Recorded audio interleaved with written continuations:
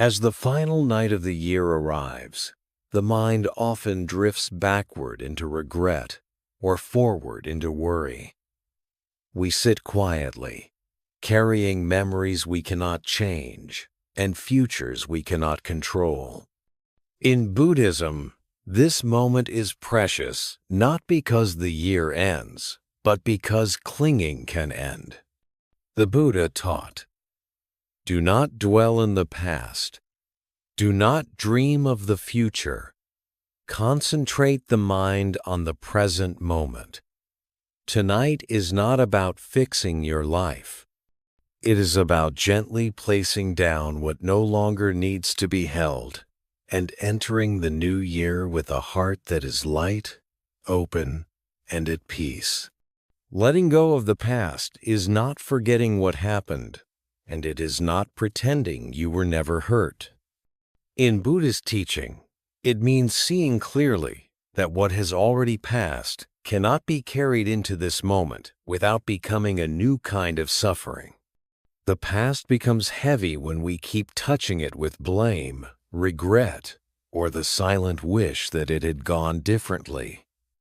That wish may feel like protection, but it often becomes a cage. This is why the Buddha points us back to the present, where life is actually happening. In the Dhammapada, he teaches that the mind, when untrained, runs everywhere and brings distress, yet when guided gently, it becomes a source of peace.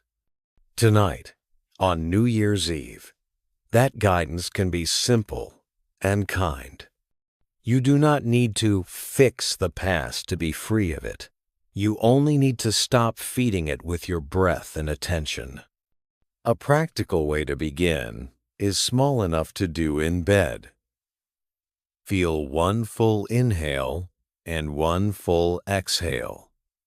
Then notice where the past appears in your body. Maybe it shows up as tightness in the throat, pressure in the chest, or a restless stomach. Instead of asking, "Why am I still like this?" try the softer question Zen often returns to. Can I allow this feeling to be here without becoming the story? In Buddhist practice, feelings are known as feelings arising, changing, passing. When you stop arguing with them, the body starts to release what it has been holding. This is not weakness. This is healing. There is a quiet truth beneath many Buddhist stories. Suffering repeats when we cling, and it fades when we see the clinging. The Buddha taught that grasping is a cause of dukkha. Unsatisfactoriness and release is the doorway to peace. If you want a gentle test tonight, try this. When a memory returns, do not chase it and do not fight it. Name it softly in your mind, remembering, and return to the sensation of breathing. This is not spiritual avoidance. It is training the heart to stop reopening what is already over. Over time, the memory loses its sharpness because it no longer receives fuel. Zen offers a story that mirrors this. A student once told his teacher, "My past keeps following me." The teacher led him to a river and said, "Look at the water." The student watched leaves drift downstream. "Where are yesterday's leaves now?" the teacher asked. The student couldn't answer. "Then why do you search for yesterday in your hands?" the teacher said. The point was not to erase the past, but to stop trying to hold flowing water. The past can be honored, learned from, even grieved, but it cannot be possessed. If you are entering the new year carrying regret, try compassion first, not the kind that excuses everything, but the kind that understands causes and conditions. Buddhism teaches that we act from what we know and what we fear, from the tools we had at the time. Seeing this does not make harm, okay? It simply loosens the cruelty we direct at ourselves. A peaceful New Year's Eve is not built by perfect self-judgment. It is built by honest awareness and a heart willing to soften. When you let the past be past, you make room for something very real. The quiet strength to begin again without forcing life to prove that you deserve peace. Letting go of regret and self-blame. Turning pain into wisdom. Regret often disguises itself as responsibility. It whispers, "If I punish myself long enough, I will become better." But Buddhism teaches a different truth. Harshness does not purify the heart. Clarity does. Self-blame keeps the mind trapped in a loop of should have and why didn't I, turning yesterday into a prison. On New Year's Eve, this loop can feel especially loud because endings make the mind review everything. Yet the Buddha pointed out that suffering multiplies when we cling to what cannot be changed. The mind can learn from the past without living inside it. And learning is not the same as condemning yourself. A gentle way to understand regret is to see it as grief for the self you wanted to be. That grief deserves respect, not violence. In Buddhist teaching, compassion is not weakness. It is the medicine that makes transformation possible. When the heart softens, wisdom can enter. The Dhammapada teaches that hatred is never ended by hatred. It is ended by love. This includes the subtle hatred. We aim inward when we replay mistakes as if our worth depends on them. Tonight, the practice is not to argue with regret, but to hold it like you would hold a tired child, firmly enough to stay present, gently enough to stop harm. Here's a simple practice you can do right now, without overthinking. First, name what is happening. Regret is here. Then place your attention in the body, not in the story. Feel the breath at the nostrils or the rise and fall of the chest. When the mind tries to replay the scene, do not chase it. Return to the present with kindness, as many times as needed. Next, ask one honest question. What was I truly needing in that moment? Often, beneath regret is fear, loneliness, pressure, or the craving to be seen. Buddhism teaches dependent arising. Everything happens because conditions come together. When you see the conditions, the shame starts to loosen. You realize you were not a bad person. You were a human being, acting with limited clarity. Zen offers a story that captures this. A student went to his teacher and said, "I can't forgive myself." The teacher handed him a cracked cup and poured tea. The tea spilled. "Master," the student cried, "the cup is broken." The teacher replied, "Yes, and still it can hold warmth." The student stared.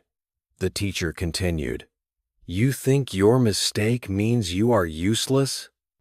But the crack is where humility enters, and humility is where awakening begins." Regret becomes wisdom when it teaches you tenderness toward yourself and others. Buddhism never asks you to pretend your actions had no consequences. It asks you to meet consequences without adding self-cruelty. A quiet way to do that tonight is to make a vow that is small but real. Not a dramatic resolution, but a clear direction. Next time I feel overwhelmed, I will pause and breathe before I speak. Next time I feel lonely, I will reach out instead of shutting down. This is right effort, not forcing the mind, but guiding it away from harm and toward peace. The past does not need a trial. It needs understanding. When regret is met with mindfulness and compassion, it stops being a chain and becomes a teacher. As you enter the new year, let this be your liberation. You are allowed to learn without hating yourself.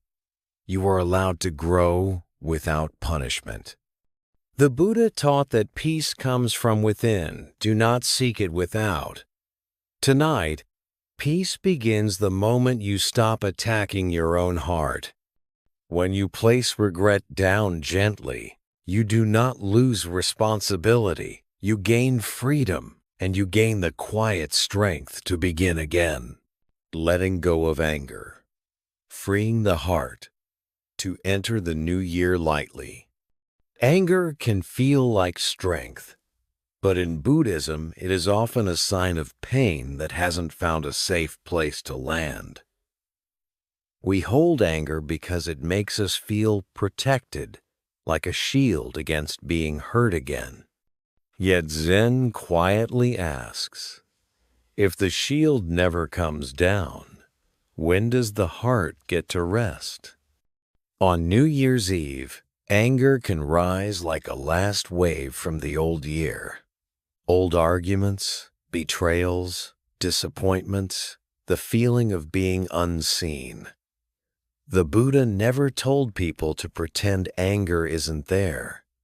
He taught us to understand it, because what is understood can be released. In the Dhammapada, the Buddha reminds us that hatred is not ended by hatred, but by love. This doesn't mean you must force yourself to be positive or keep someone in your life who harms you. It means you don't have to keep burning yourself to punish someone else. Anger is exhausting because it keeps the nervous system on guard. It rehearses the past like it's still happening. And it quietly convinces you that peace is only possible after justice is perfect. But Buddhist wisdom offers a gentler freedom. You can pursue what is right without letting rage live in your chest. Tonight, begin by telling the truth without judging it. Anger is here. Then notice what anger is protecting. Underneath it, there is usually a tender feeling. Grief, fear, humiliation, loneliness, or the pain of not being valued. Zen practice invites you to go beneath the surface, not by analyzing endlessly, but by sensing directly. Where does anger sit in the body? Is it heat in the face, tightness in the jaw, pressure in the chest? Now breathe with that place as if you were making room for it, not as if you were trying to defeat it. In Buddhism, feelings are known as changing conditions. If you stop feeding them with story, they begin to change on their own. The Buddha gave a powerful image. Holding on to anger is like grasping a hot coal, intending to throw it at someone else.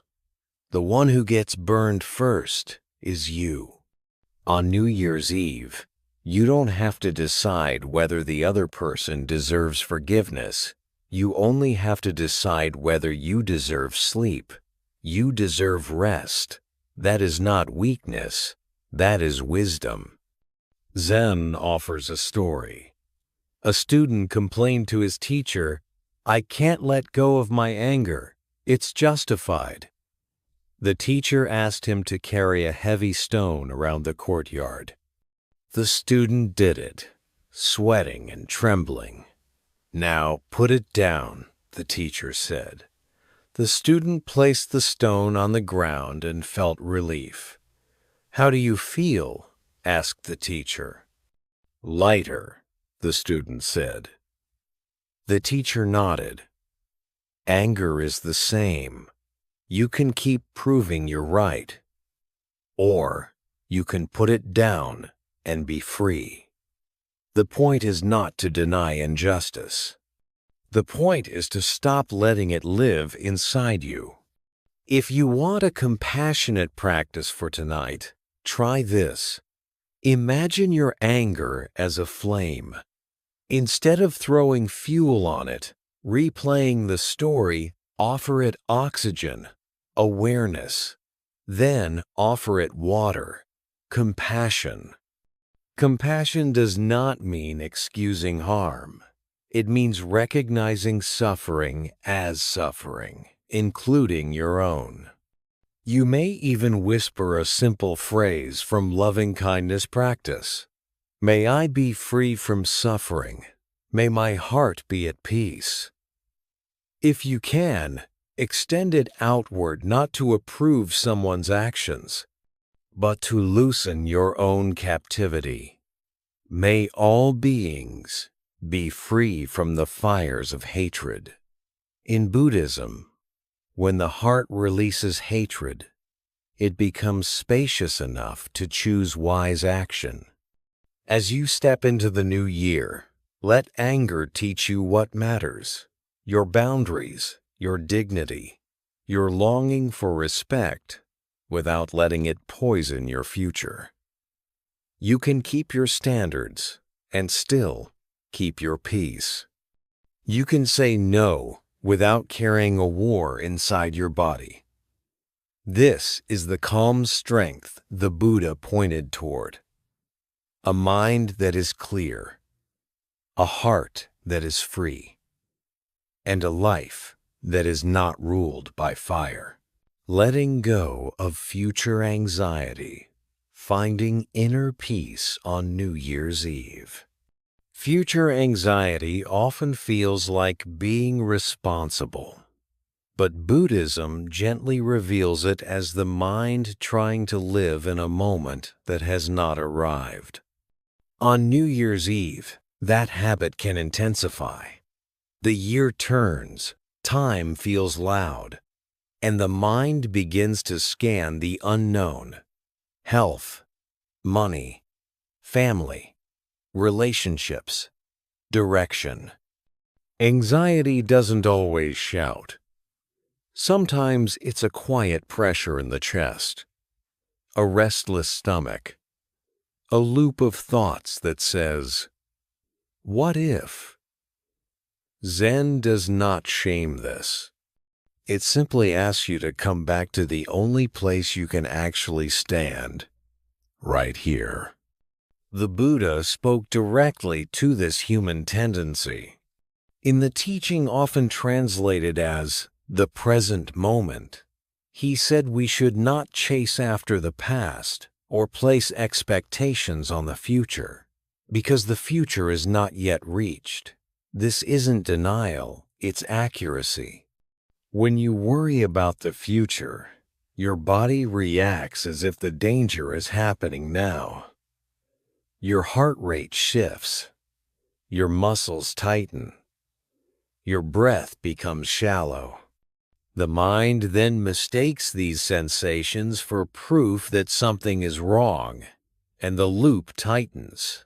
Buddhism interrupts this loop, not by giving you certainty, but by giving you contact with reality. Tonight, the practice begins with a small honesty. Anxiety is here, not "I am anxious," as if anxiety is your identity, but anxiety is here, like weather passing through the mind. Zen sees emotions as conditions, not as permanent truths. When you name anxiety gently, you create a little space between awareness and the storm. In that space, you can choose the next breath instead of being dragged by the next thought. If you want a concrete way to do this on New Year's Eve, especially if you're listening in bed, let the body become your anchor. Feel the weight of your body supported by the mattress. Notice the warmth of the blanket. Let your jaw loosen. Let the tongue rest. Take one slow inhale, then a longer exhale. You're not trying to calm down like it's a job. You're simply sending a message to the nervous system. Right now, there is support. Buddhism is practical this way. When the body feels safer, the mind stops searching so hard for control. Anxiety is often the mind's attempt to prevent pain. It predicts, rehearses, plans, and worries because it believes worry equals protection. Zen offers a compassionate correction. Worry is not protection. Presence is. Presence is what allows you to respond wisely when life actually happens. This is why mindfulness is taught as a refuge. Not a magical shield, but a steady ground. The Buddha described how suffering multiplies when the mind adds extra fear and resistance, like being struck by a second arrow. The first arrow is life's uncertainty. The second arrow is the panic we add by trying to eliminate uncertainty before it arrives. The second arrow is optional. There is a Zen story that captures this beautifully. A student ran to his teacher and said, "I'm afraid of what tomorrow will bring." The teacher pointed to a candle and asked, "Do you see its light?" The student nodded. The teacher then blew it out and said, "Where did the light go?" The student panicked, searching. The teacher smiled. "You're doing the same thing with tomorrow. You are searching for light in a moment that isn't here. When tomorrow comes, the light will come with it." The point is not that tomorrow will be easy. The point is that you do not need to carry tomorrow's weight tonight. Buddhist teachings also remind us of impermanence. Everything changes. Anxiety clings to imagined futures as if they are fixed, but nothing is fixed. Even your thoughts are changing moment by moment. If you watch closely, anxiety rises like a wave, peaks, and falls, especially when you stop feeding it with catastrophic storytelling. When a what if appears, try meeting it with a softer sentence. Maybe. But not now. Then return to one simple sensation. The breath at the nose, the rise of the belly, the feeling of hands resting. This is not suppression. It's skillful focus. A gentle way to support this practice tonight is to separate what you can do from what you cannot do. Buddhism respects wise action. If there is one small thing you truly can do, send an email tomorrow, make a plan, set a reminder, hold it lightly as an intention, not as a burden. Then release the rest. You're training the mind to trust reality. What can be done will be done when the time is here. This is right effort. In Buddhist terms, effort that reduces suffering, not effort that increases it. If anxiety feels strong, bring compassion in. Anxiety is often a frightened part of the mind, trying to protect you. Instead of fighting it, try speaking inwardly like a steady friend. Thank you. I see you. You can rest now. Then offer a short loving kindness phrase. May I be safe. May I be at peace. May my mind be gentle. You are not forcing a feeling. You are planting a direction. Over time, this changes the inner environment. A calmer inner environment makes sleep possible. On New Year's Eve, the world tells you to start fresh with pressure. Buddhism tells you to start fresh with presence. A peaceful year does not begin by controlling the future. It begins by releasing the struggle with uncertainty. Tonight, you are allowed to not know. You are allowed to stop predicting. You are allowed to rest in what is real, the breath, the body, this moment. When the mind learns to stay here, the heart becomes lighter. Sleep becomes deeper. And the new year is met not with fear, but with a quiet trust that whatever comes, you will meet it, one breath at a time. Letting go of control, trusting life without falling apart. On New Year's Eve, the need for control can feel almost spiritual-like. If you plan hard enough, worry long enough, or perfect yourself enough, life will finally stop surprising you.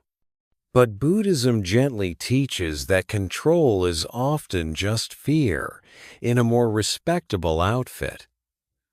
We tighten our grip because we're afraid of loss, rejection, uncertainty, or pain. And yet, the tighter the grip, the more the heart aches. Zen points to a different kind of strength. Not the strength of holding life down, but the strength of meeting life as it moves. The Buddha taught that clinging is a cause of suffering. Clinging doesn't only mean clinging to people or possessions. It also means clinging to outcomes, to timelines, to the image of how things should go. Control becomes exhausting because it demands that reality behave. It makes the mind a manager that never clocks out. Over time, the body feels its shoulders tight, jaw locked, breath shallow because the nervous system is on constant duty. This is why, for many people, the moment they finally relax is when they finally sleep. Buddhism doesn't shame that. It studies it. It asks, what if letting go is not weakness, but wisdom? A practical practice for tonight is to notice where control lives in you. It often shows up as a sentence. I have to make sure, or I can't let this happen. When that sentence appears, pause. Feel the body. Take a slow inhale and a longer exhale, and ask yourself a question that cuts through illusion.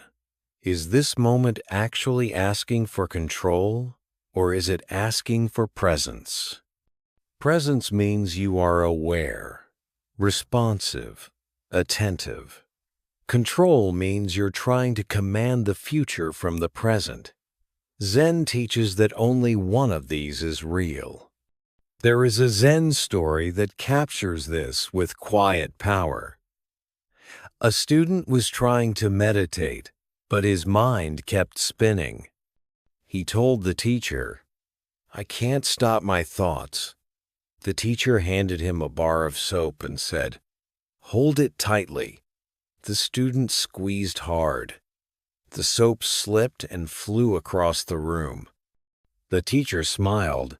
"That is the mind. The more you grip, the more it escapes." The student asked, "So what should I do?" The teacher said, hold it gently, it stays longer. This is the heart of letting go. You do not abandon life. You stop crushing it. Letting go of control also means trusting causes and conditions. Buddhism teaches dependent arising. Things happen because many conditions come together. You can influence some conditions, your choices, your actions, your words, your care, but you cannot own the full outcome. Control tries to own what cannot be owned. Wisdom cooperates with reality. On New Year's Eve, that cooperation can be your greatest relief. You can set an intention without turning it into a cage. You can have a plan without turning it into a weapon against yourself.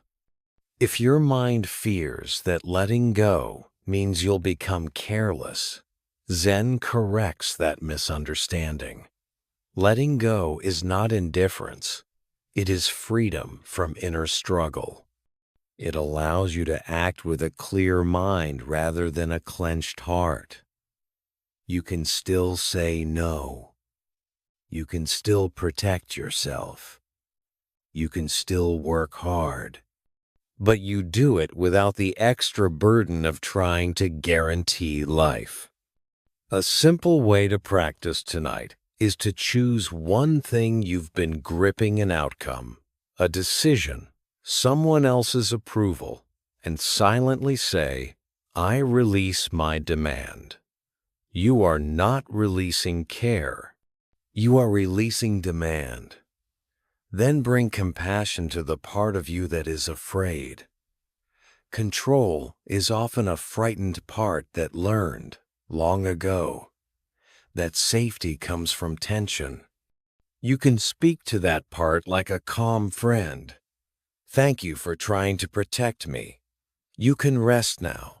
This is a real Buddhist practice, meeting fear with kindness instead of war.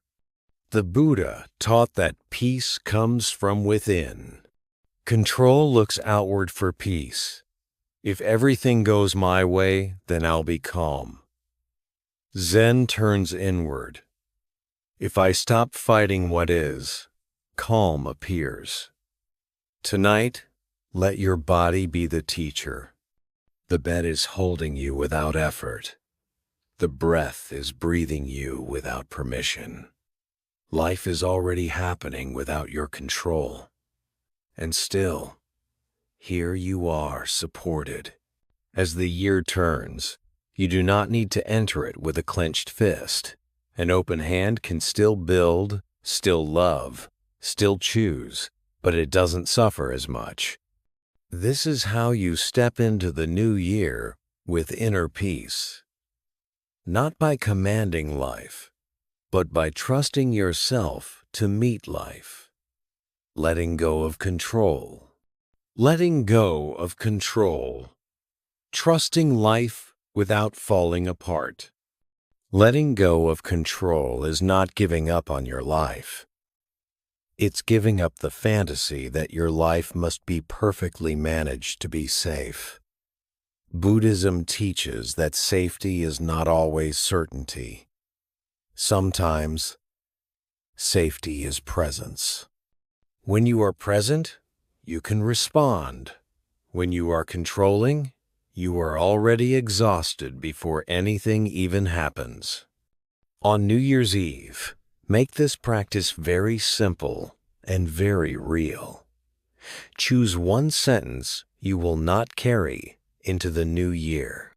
Maybe it is, I have to get everything right. Or, if I don't control this, everything will collapse. Let that sentence soften on the exhale, and replace it with a wiser one. I can meet what comes. This is not blind optimism. It is confidence in awareness. The Buddha taught the middle way, neither forcing nor avoiding. Letting go of control is the middle way for the nervous system. It means you still take wise action, but you stop punishing yourself with impossible guarantees. If there is something you can do it tomorrow with a clear mind. If there is something you cannot control, release it tonight with a kind heart. That is the practical wisdom of the Dharma. Right now, you can lay down what you cannot carry into sleep. Zen offers one more story. A traveler was crossing a bridge during a storm.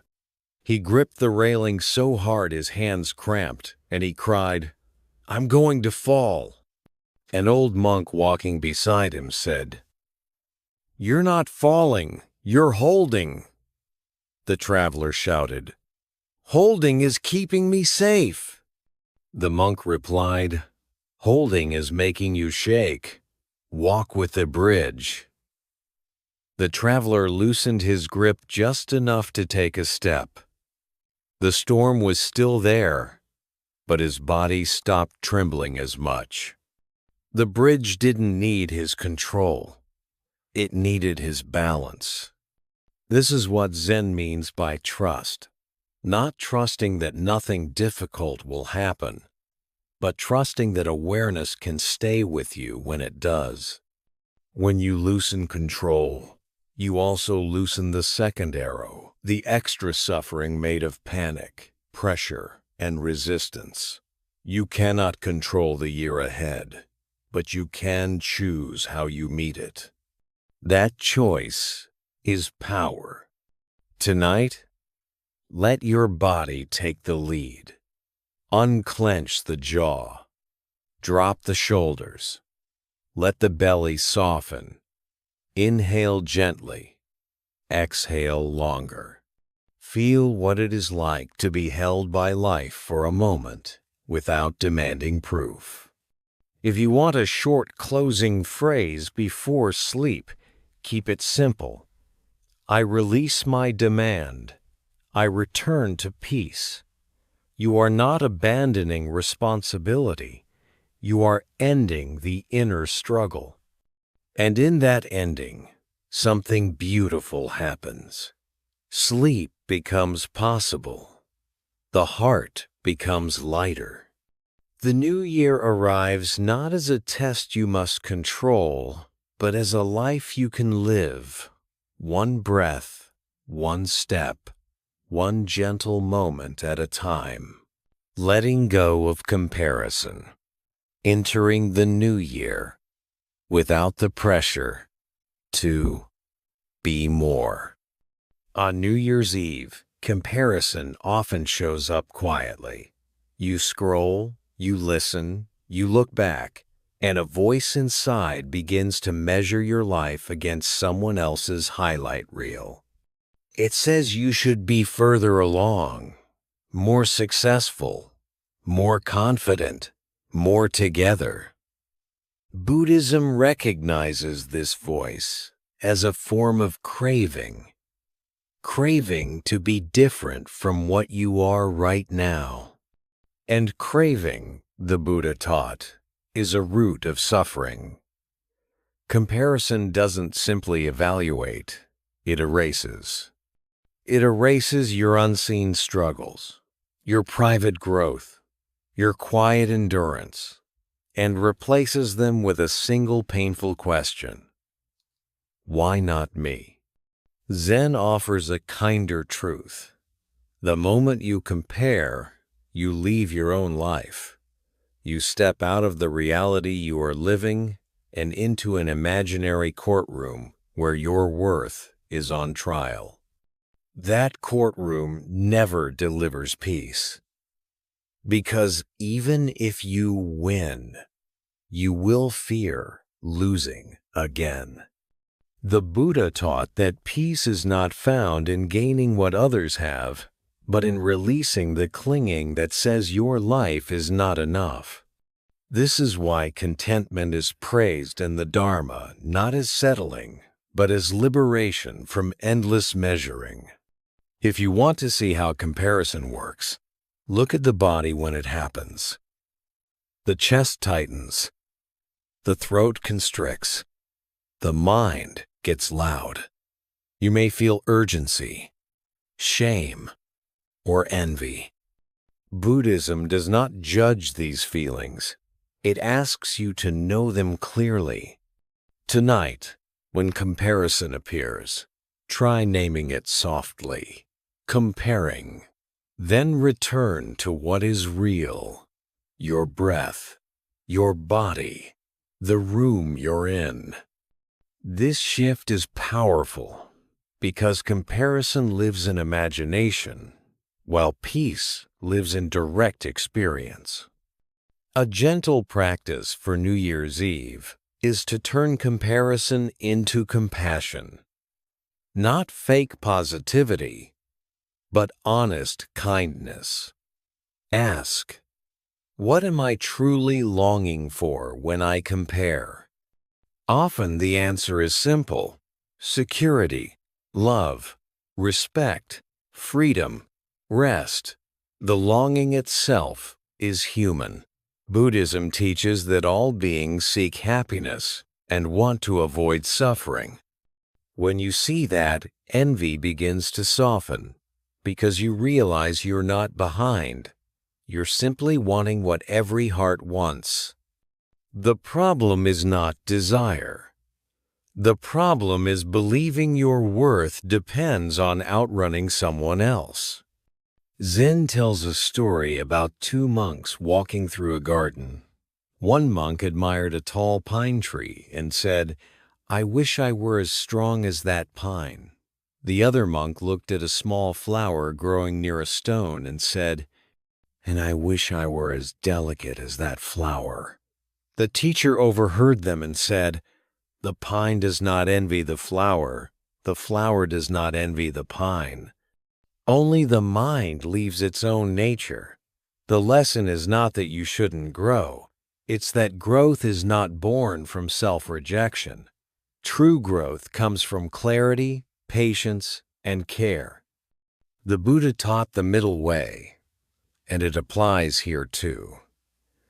You can have goals without turning them into weapons. You can improve your life without hating your life. On New Year's Eve, try setting an intention that is rooted in kindness rather than comparison. Instead of, "I must become better than others," choose something like, "I will be more present with my own life." Instead of, "I must prove myself," choose, "I will take one gentle step that reduces suffering." This is a Buddhist way of starting fresh without violence toward the heart. If you feel behind, remember, progress is not always visible. Some of the deepest work happens quietly, learning to breathe through panic, learning to forgive, learning to rest, learning to stop abandoning yourself. Buddhism values this invisible strength. In fact, the Buddha taught that the mind, when trained, becomes the source of peace. That training often looks like small returns.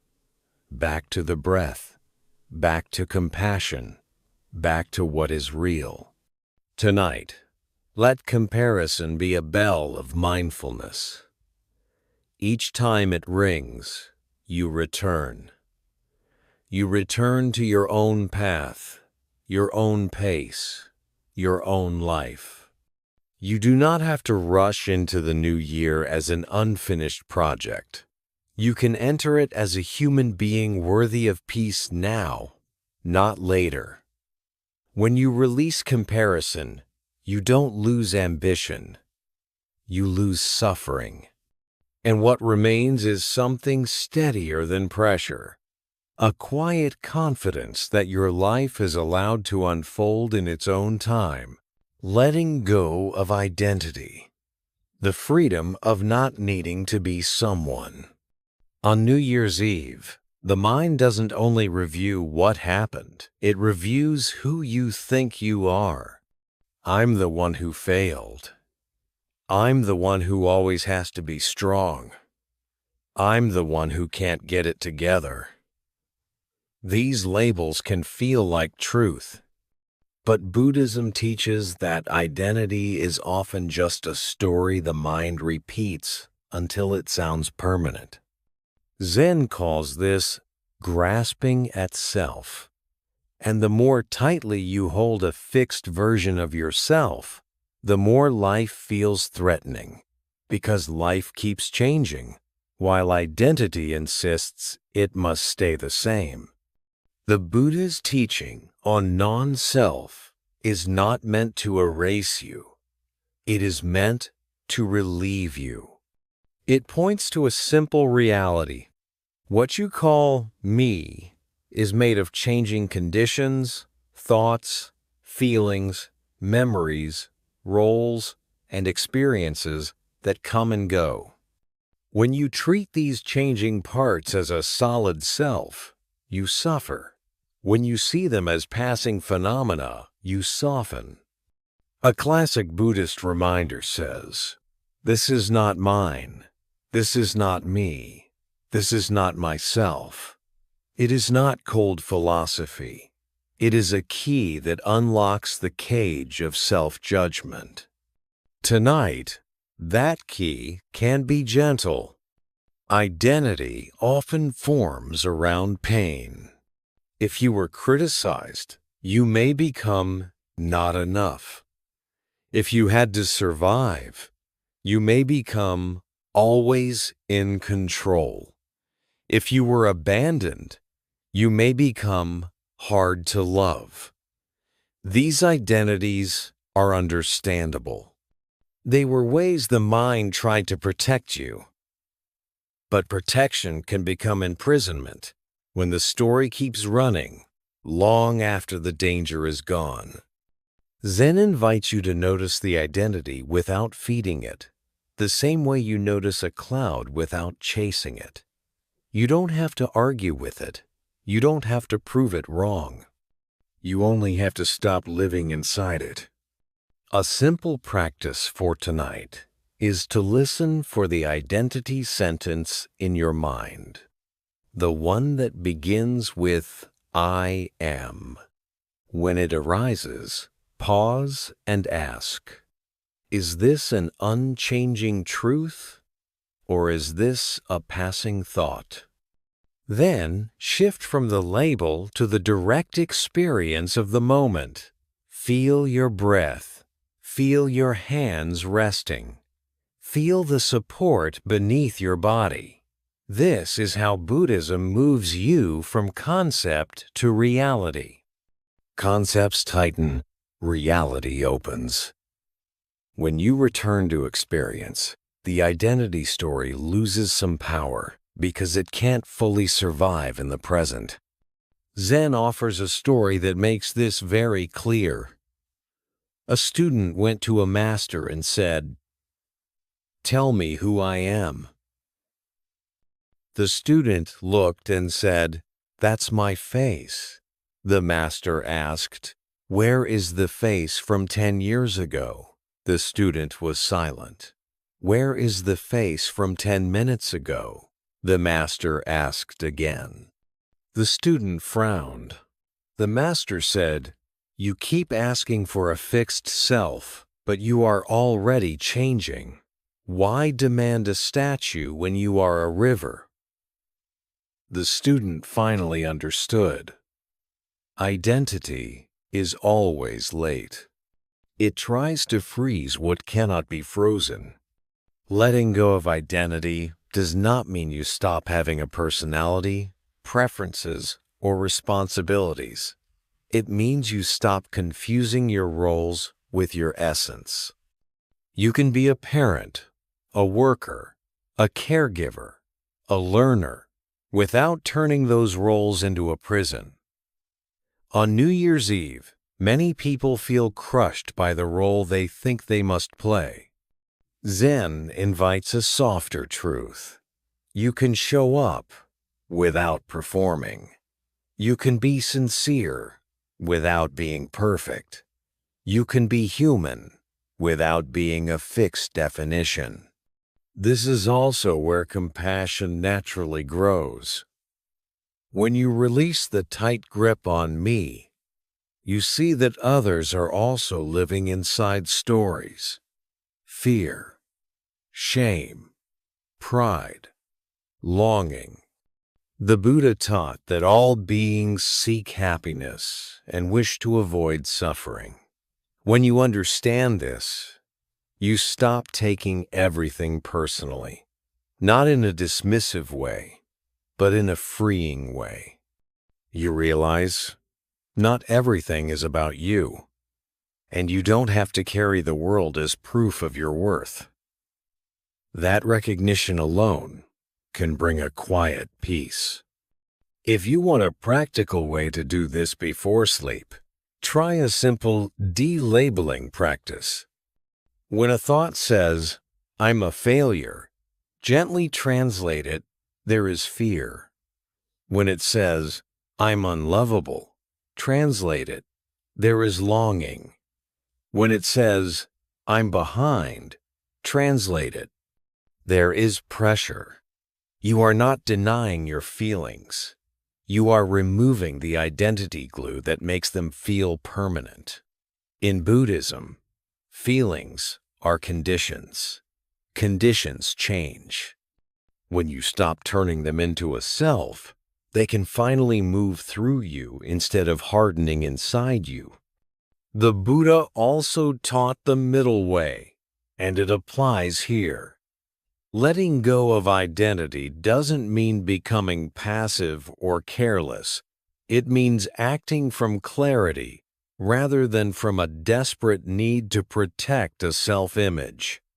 You can still set intentions for the new year, but instead of building a new identity, "This year I will be the successful one," you build a healthier relationship with your mind. "This year I will return to the present when I'm lost in fear." That is a Buddhist kind of growth. Steady, humble, real. On New Year's Eve, try one small ritual. Whisper to yourself, "Tonight I don't have to be anyone." Then take a long exhale. Feel what happens. For many people, the body immediately releases tension because it has been carrying a hidden burden, the burden of proving the self. You may also add a gentle phrase of refuge. Awareness is here. This is the Zen heart of the practice. The one who notices the story is already freer than the story.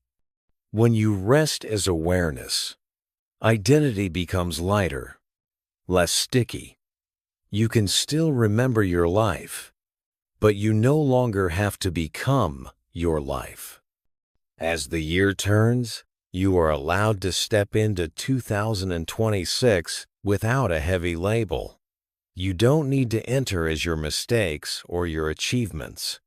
You can enter as presence, breathing, listening, learning. That is not vague. That is deeply practical. Presence allows you to respond wisely. Presence allows you to heal. Presence allows love to move through you without the armor of who I must be. Let this be your quiet freedom tonight. You are not required to be a fixed person to be worthy of peace. The Buddha's path is not about building a perfect identity. It is about ending unnecessary suffering. When you loosen the grip on me, the heart opens, sleep comes easier, and the new year meets you not as a judgment of who you are, but as a moment you are fully able to live. Letting go of fear of change. Entering the new year with a steady, soft heart. On New Year's Eve, fear of change often wears a familiar mask. It sounds like, "What if things get worse?" or "What if I can't handle what's coming?" Even when life has been heavy, The mind can still fear the unknown more than it fears the pain it already understands. Buddhism calls this clinging to the familiar, because familiarity feels like safety, even when it hurts. Zen does not criticize this. It simply shows us the cost. When we fear change, we freeze.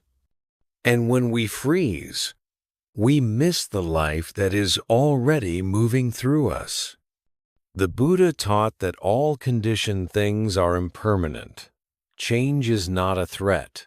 It is the nature of reality. Yet the heart often resists this truth because it wants certainty.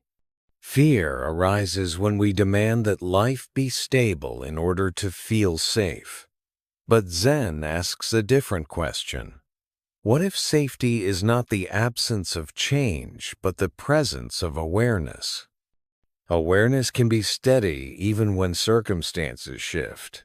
This is why Buddhist practice is less about controlling the world and more about training the mind to meet the world without collapse. Tonight, a simple practice is to notice how fear lives in the body. Fear of change is rarely only a thought. It is a physical state: tight shoulders, shallow breath, a gripping sensation in the stomach, a restless pulse. Zen teaches, begin where you are. So begin with the body. Let your exhale be longer than your inhale. Let your shoulders drop. Let your hands unclench. You are not fixing fear. You are giving fear a calmer place to live, so it doesn't have to shout. In Buddhism, mindfulness is a refuge because it returns you to what is real. Sensations, breath, presence. The future is a story. The body is now. Fear also becomes smaller when we stop making it personal.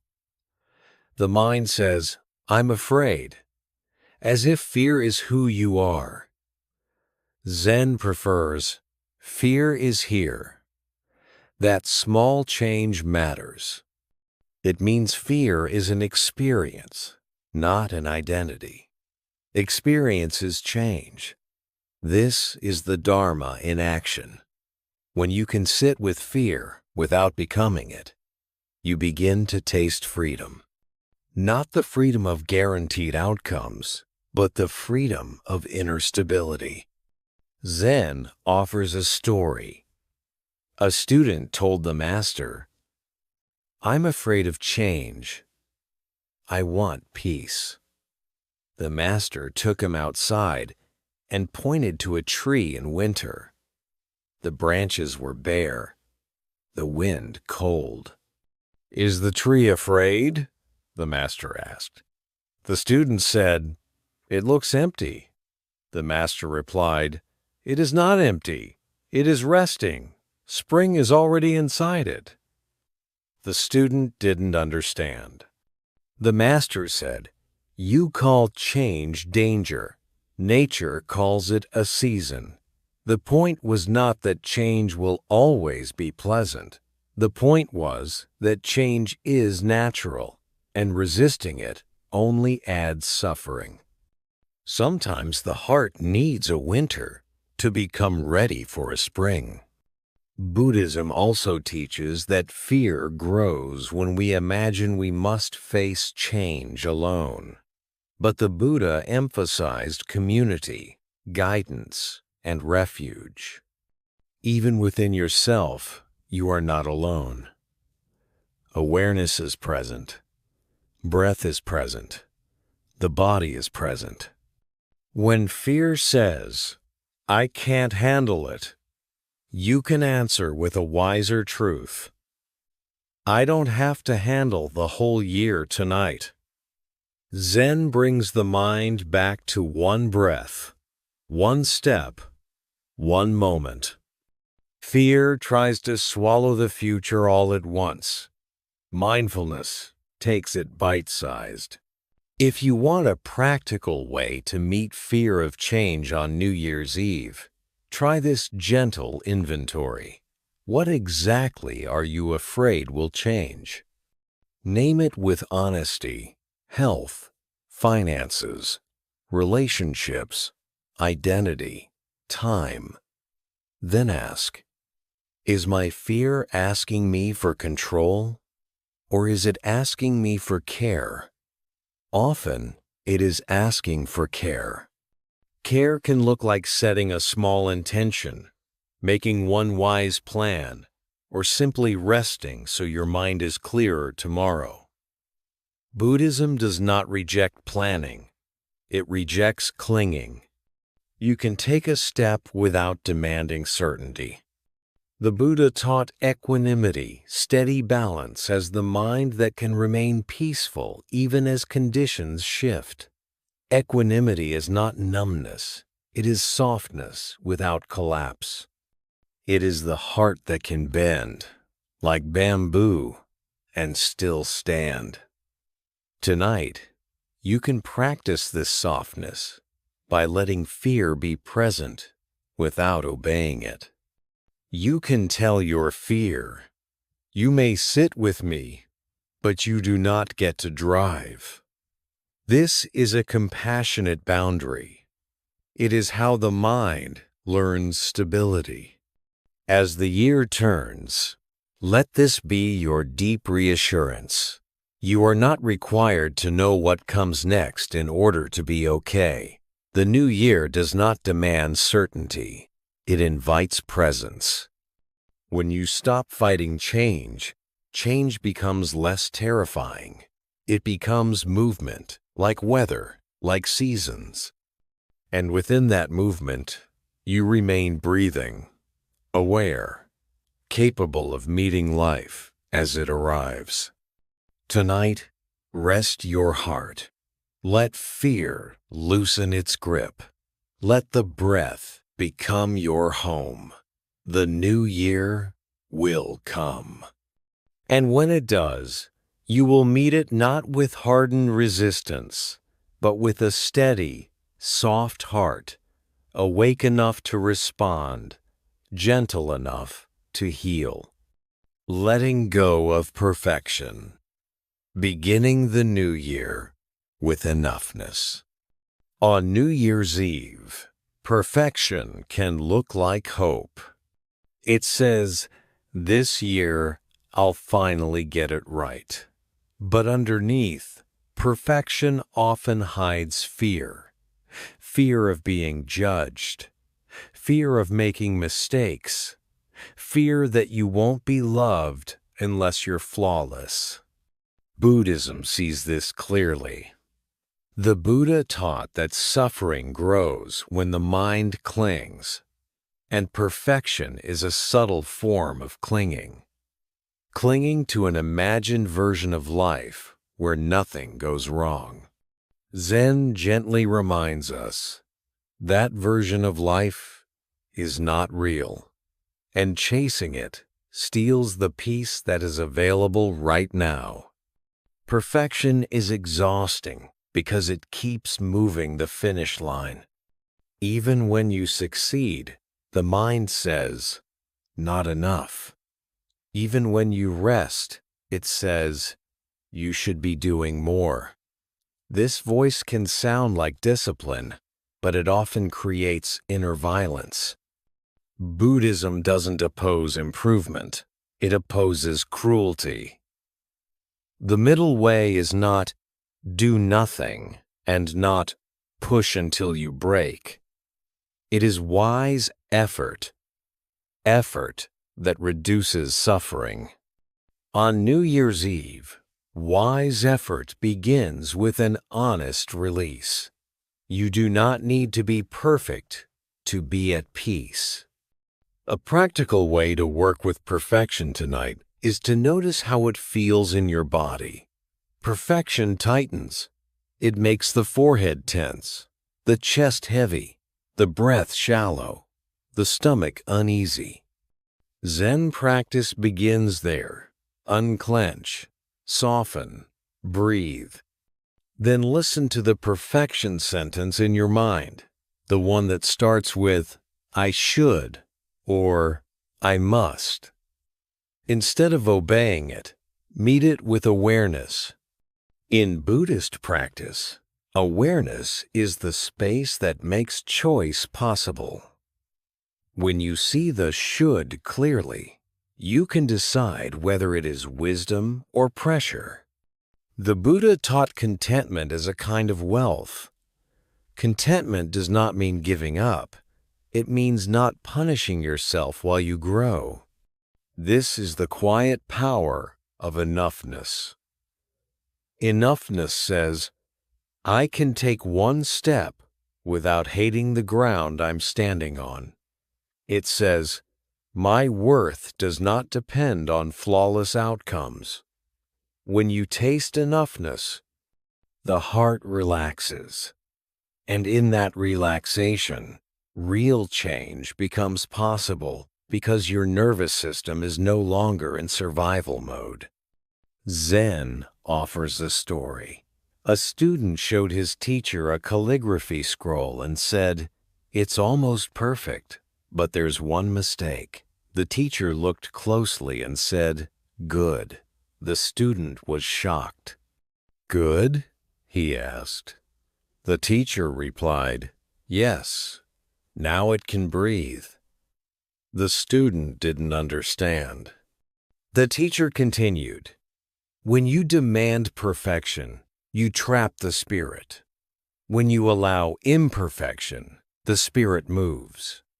The point is not to celebrate carelessness. The point is to stop confusing imperfect with unworthy. Buddhism also teaches compassion as a path. Perfection often blocks compassion because it creates fear of being seen. But compassion grows when you allow yourself to be human. If you want a gentle practice tonight, try offering yourself the same mercy you would offer someone you love. You may place a hand on your heart and say, may I be peaceful. May I be kind to myself. May I learn without fear. This is not sentimental. It is training. The mind learns what you repeat. If you repeat harshness, harshness becomes default.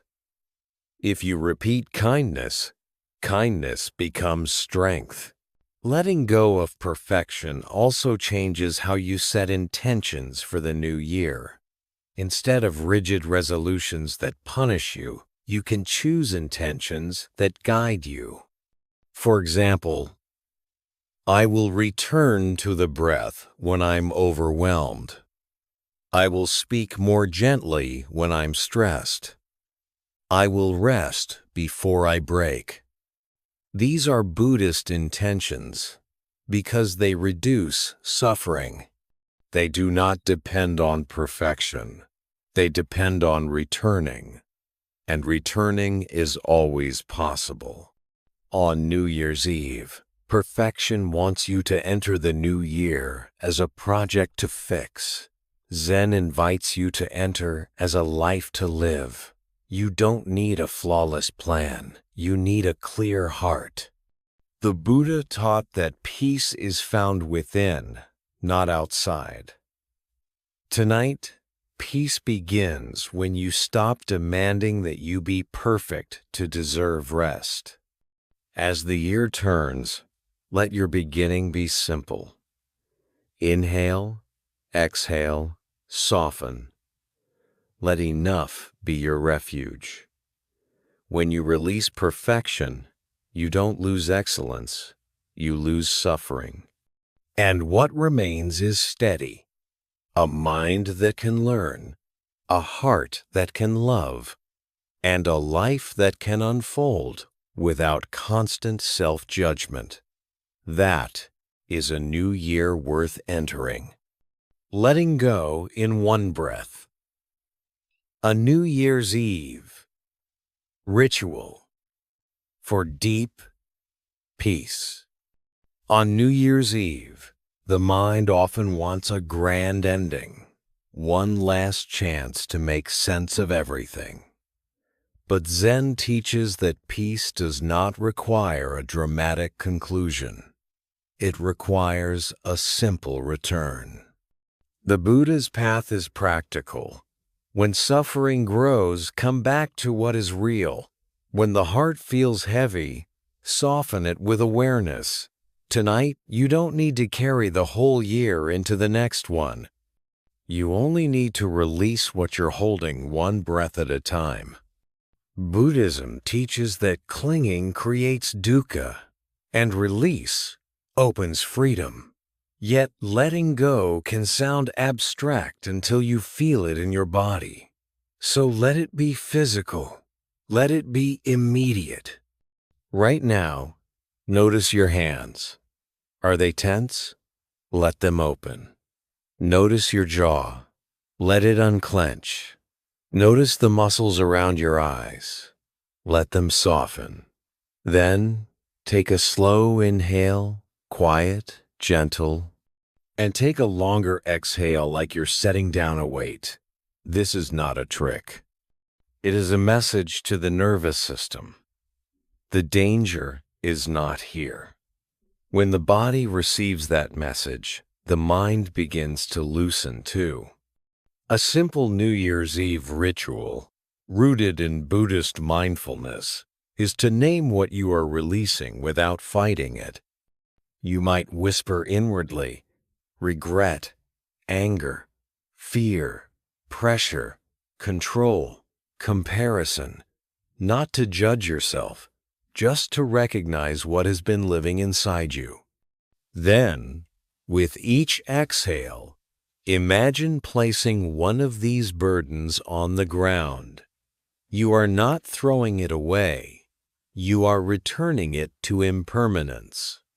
In Buddhism, everything that arises passes. Your thoughts are not stones. They are weather. When you stop treating them like permanent truth, they move. The Buddha taught, do not dwell in the past, do not dream of the future, and be steady in the present. This teaching becomes very tender at night, because at night, the body is already practicing non-attachment. It stops doing.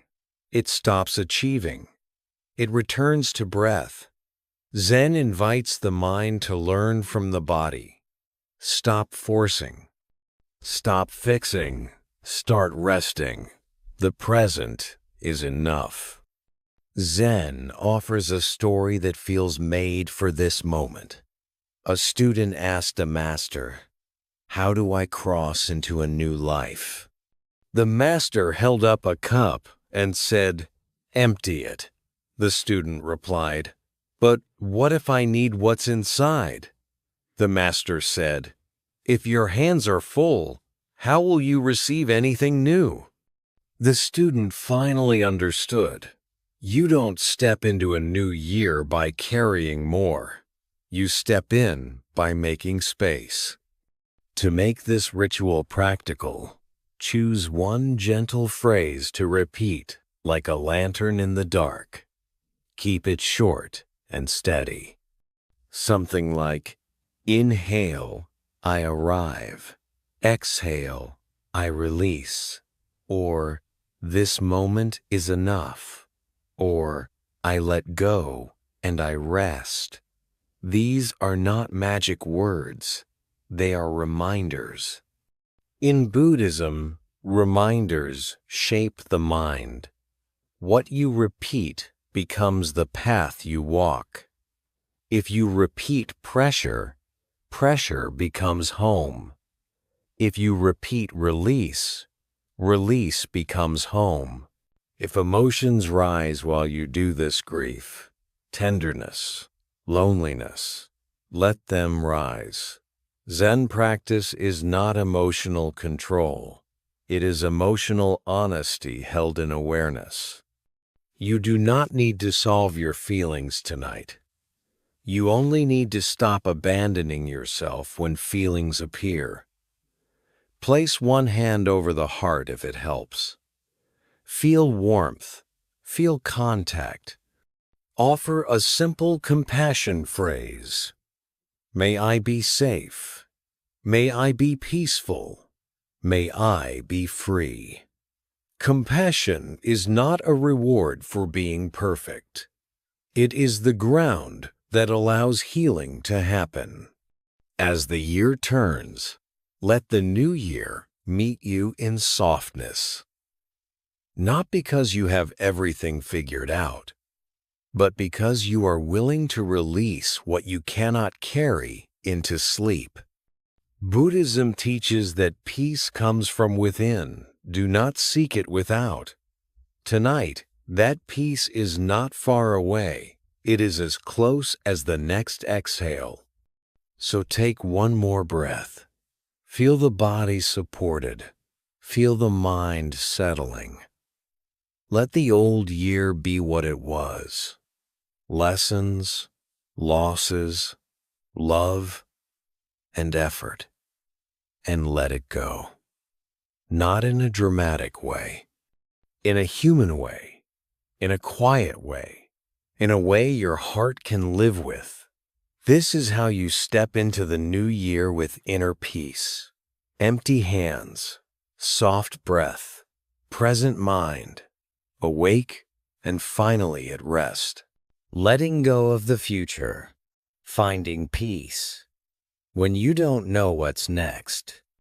On New Year's Eve, the future can feel unusually close, like a door you're about to walk through, even if you can't see what's on the other side. The mind wants certainty before it steps forward. It wants guarantees, signs, and proof that things will be okay. In Buddhism, this is not judged as bad thinking. It is recognized as the heart's attempt to feel safe. But Zen gently points out a painful truth. The future cannot be held. The more you reach for it, the more your present slips away. The Buddha often guided people back to what is directly knowable. He taught that suffering grows when we cling to what is unstable. The future is the most unstable thing we can cling to because it hasn't arrived. Yet the body reacts to imagined futures as if they are real. A single what if can tighten your chest, shorten your breath, and make your mind spin. That is why future anxiety is so exhausting. You are living tomorrow's weight in today's body. Buddhism offers relief not by promising certainty, but by training the mind to rest in what is true right now. If you listen closely, worry has a hidden promise.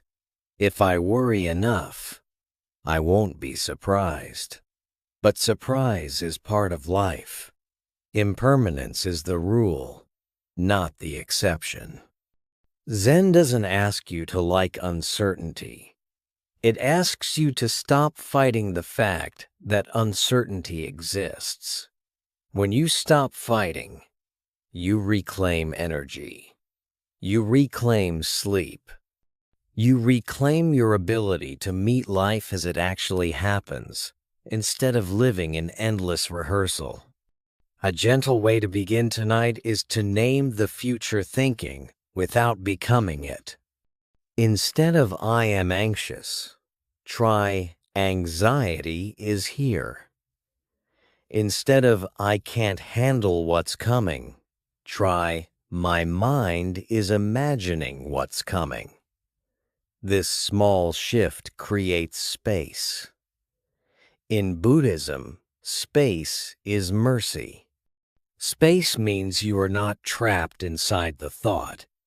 You are the awareness that can see the thought, and what can be seen clearly can be released.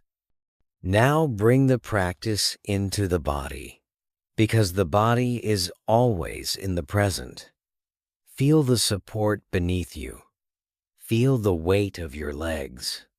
Notice the temperature of the air on your skin. Let your exhale be longer than your inhale, as if you are setting down something heavy. You are not trying to force calm. You are offering your nervous system a simple message. In this moment, I am supported. The mind becomes calmer when the body feels safe enough to stop scanning. The Buddha taught, in essence, that we suffer when we chase what is not here and resist what is here. On New Year's Eve, the mind does both. It chases the future and resists the uncertainty of the present. Zen invites you to do something radical. Stay. Stay with the breath.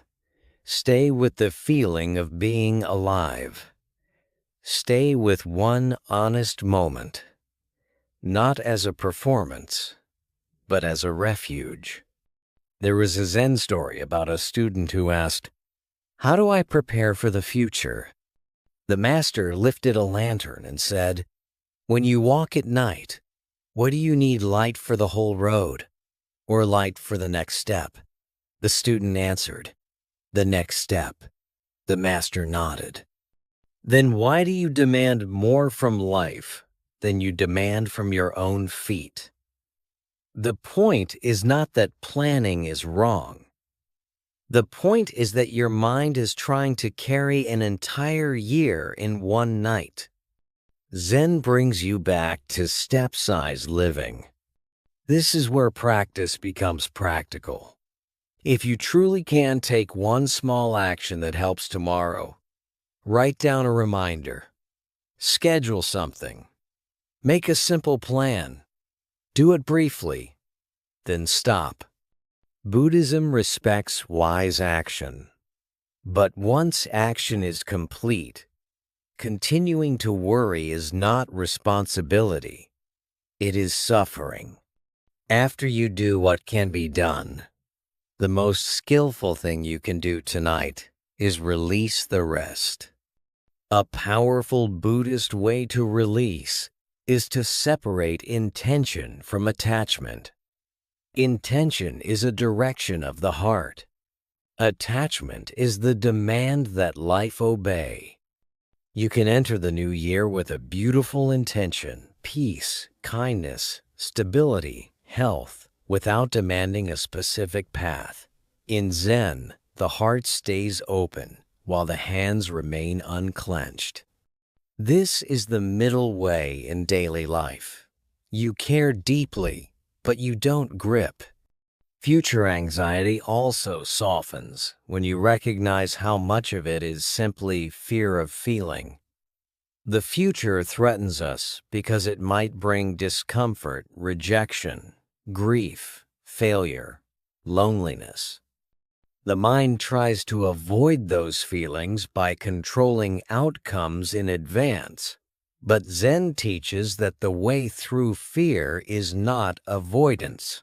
It is intimacy with the present. If fear says, "I can't handle it," you can gently answer, "I don't have to handle the whole year. I only have to handle this breath." The Buddha's path often works like this. It reduces the scope of suffering until the mind can breathe again. To deepen the practice, you might bring in a simple compassion phrase, similar to loving kindness teachings. May I be safe. May I be peaceful. May I meet what comes with wisdom. This isn't superstition. It is training your mind to move from panic to steadiness. When you repeat fear, fear becomes a habit. When you repeat compassion, compassion becomes strength. And strength is not the absence of fear. It is the ability to remain kind and clear while fear passes through. Zen has another story. A traveler asked a monk, "Is the future good or bad?" The monk replied, "Yes." The traveler felt annoyed. "Which is it?" he demanded. The monk said, "You want a single answer because you want control. But the future is many things. Your job is not to own it. Your job is to meet it." That is the quiet wisdom of New Year's Eve. You do not need a forecast. You need presence. If your mind keeps returning to uncertainty tonight, treat that return as practice, not failure. Each time you notice you are lost in tomorrow, you come back to one sensation: breath at the nose, belly rising, the feeling of your hand resting. Returning is the path. Buddhism does not ask for perfection. It asks for return. And every return is a small awakening. As midnight approaches, you may feel a desire to enter the year correctly, as if you need the perfect mindset at the perfect moment. Zen smiles at this. The new year does not require a perfect entrance. It requires a living heart. You can step into 2026 tired, uncertain, tender, healing, and still be okay. The Buddhist teaching is not that life will be predictable. It is that peace is possible even when life is unpredictable, because peace is rooted in awareness, not in control. So tonight, let the future be what it is, unknown, and let that be enough. Unknown does not mean unsafe. Unknown means open.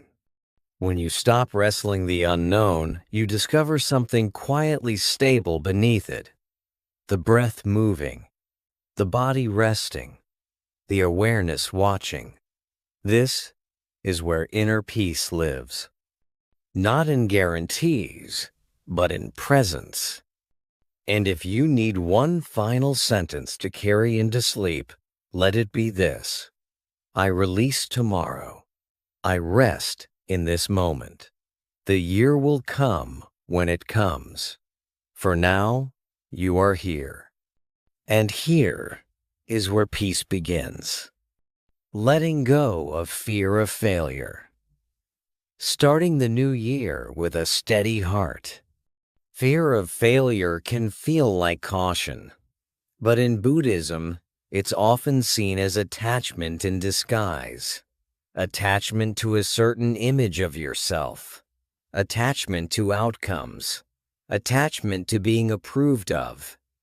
On New Year's Eve, this fear can become louder because the calendar makes life feel like a scoreboard. You look at what you did, what you didn't do, what you hoped would happen, and the mind quietly asks, what if I fail again? Yet the Buddha's teaching points somewhere gentler. Your life is not a test you must pass to deserve peace.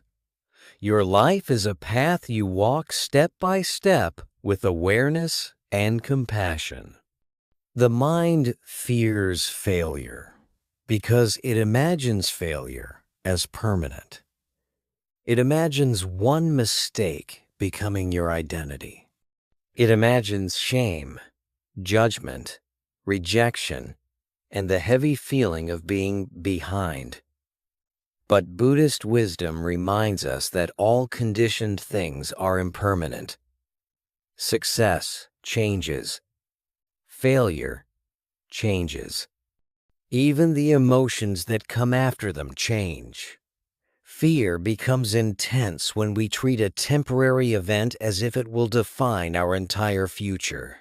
Zen invites you to see fear as a passing condition, not as a prophecy. One reason fear of failure hurts so much is that it can steal the present. You begin to live in pre-shame, rehearsing embarrassment before anything even happens. You hesitate, avoid, delay, or overwork yourself, trying to control a future reaction. In Buddhism, this is a form of suffering created by the mind. The Buddha taught that clinging brings distress, and that peace arises when clinging loosens. When you cling to success as proof of worth, failure becomes terrifying. When you release the demand to prove yourself, the heart becomes free enough to try again. Tonight, the practice starts simply. Notice how fear of failure lives in the body. It rarely appears only as thought. It becomes tension in the shoulders, a tightening in the throat, a sinking in the stomach, a shallow breath that makes the world feel urgent. Zen practice begins right there. Let the exhale be longer, as if you are setting down an invisible weight.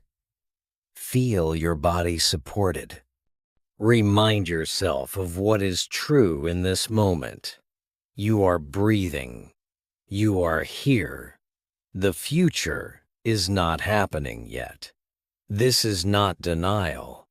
It is grounding.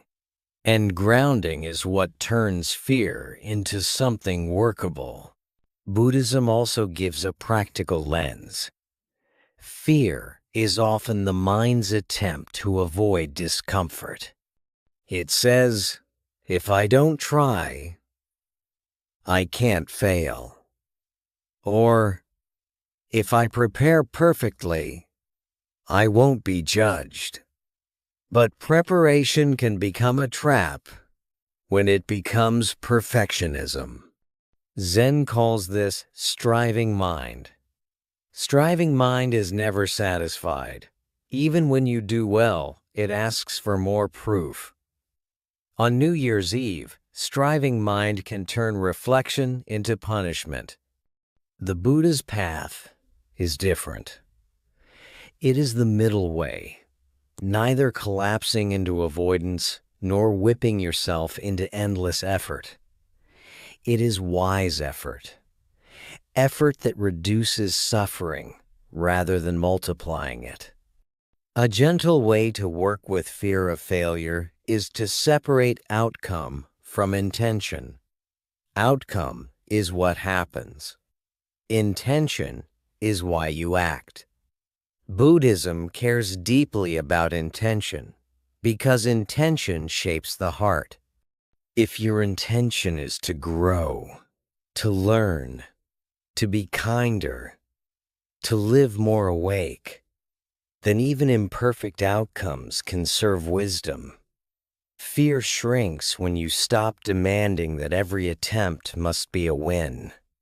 Zen often emphasizes beginner's mind the willingness to learn without needing to be impressive. Beginner's mind is humble, curious, alive.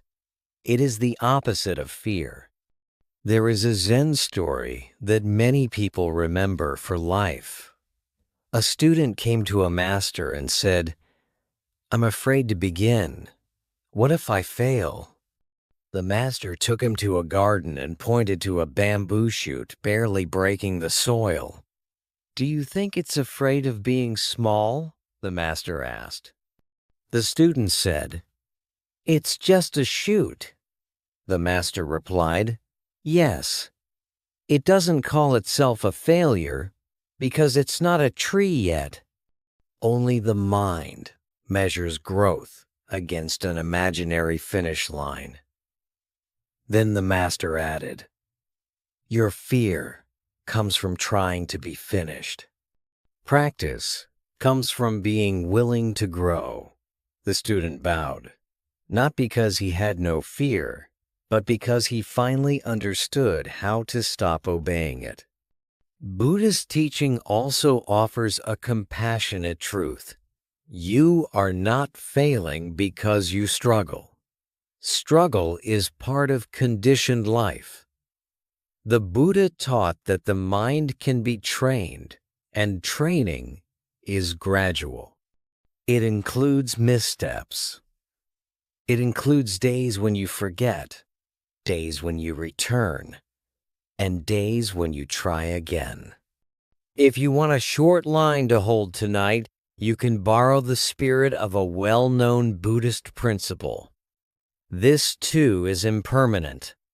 When fear says, "If I fail, it's over," answer, "This will change." When shame says, "I'll never recover," answer, "This will change." Impermanence is not cold, it is hopeful. It means no moment is your final identity. Now make the practice concrete. On New Year's Eve, choose one small next step that is gentle enough to be real. Not 10 resolutions. Not a plan that demands perfection.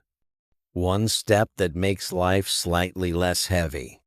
Maybe it is, "I will take care of my body with more respect." Or, "I will pause before speaking when I'm stressed." Or, "I will ask for help instead of disappearing into silence." This is how Buddhism turns wisdom into action. Small, consistent, compassionate. Fear of failure often imagines change must be dramatic.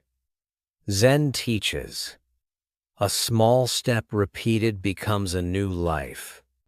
If your fear is tied to other people's judgment, Buddhism offers another kind of freedom. You do not control how others see you. Trying to control their perception is another form of clinging. The Buddha taught that praise and blame come and go like wind. If your peace depends on praise, your heart will always be on a leash. Zen encourages you to live from integrity rather than approval. Integrity is not perfection. It is alignment.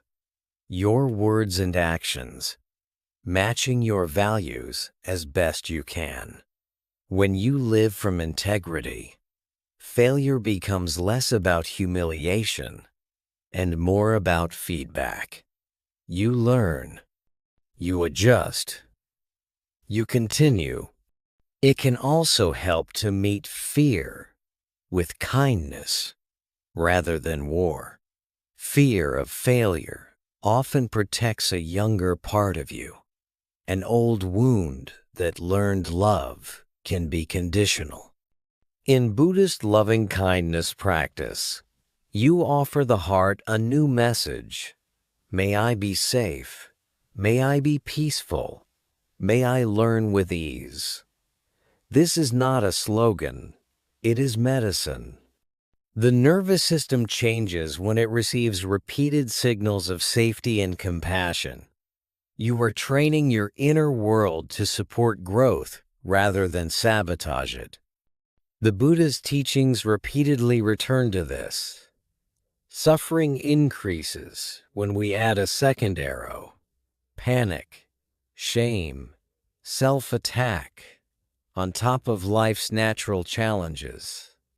Failure, when it happens, is often the first arrow. An event, an outcome, a disappointment.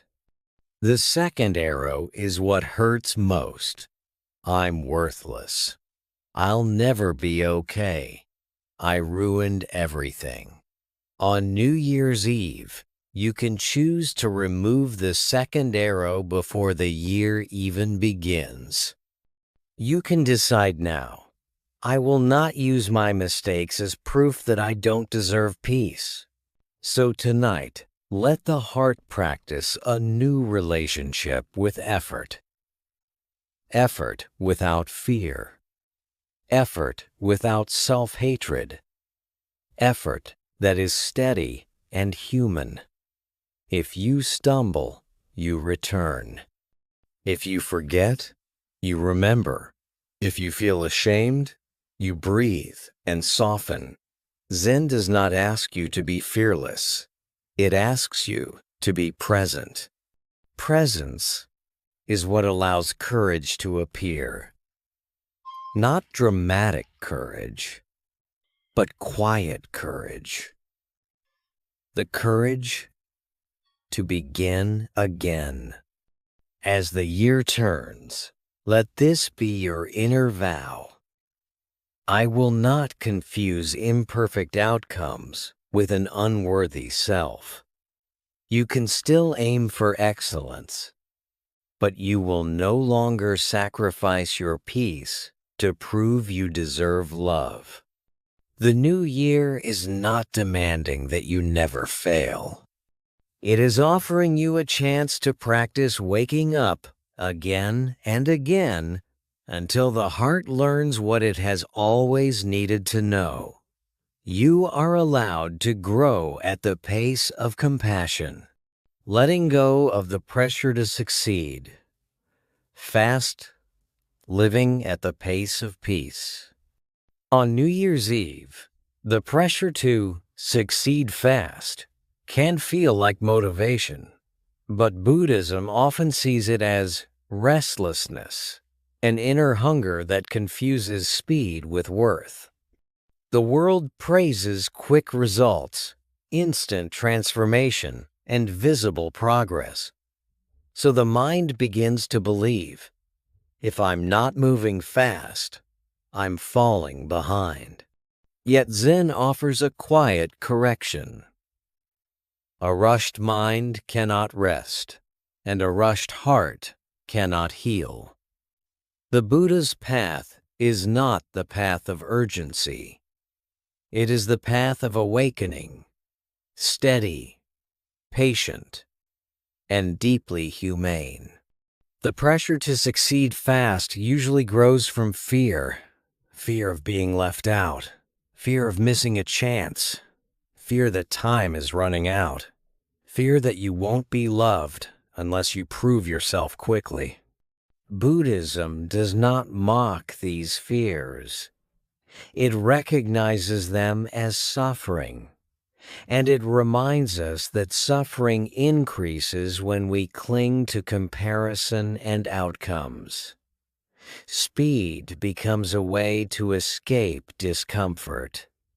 If you move fast enough, you don't have to feel the tenderness underneath, uncertainty, grief, emptiness, or the ache of not being seen.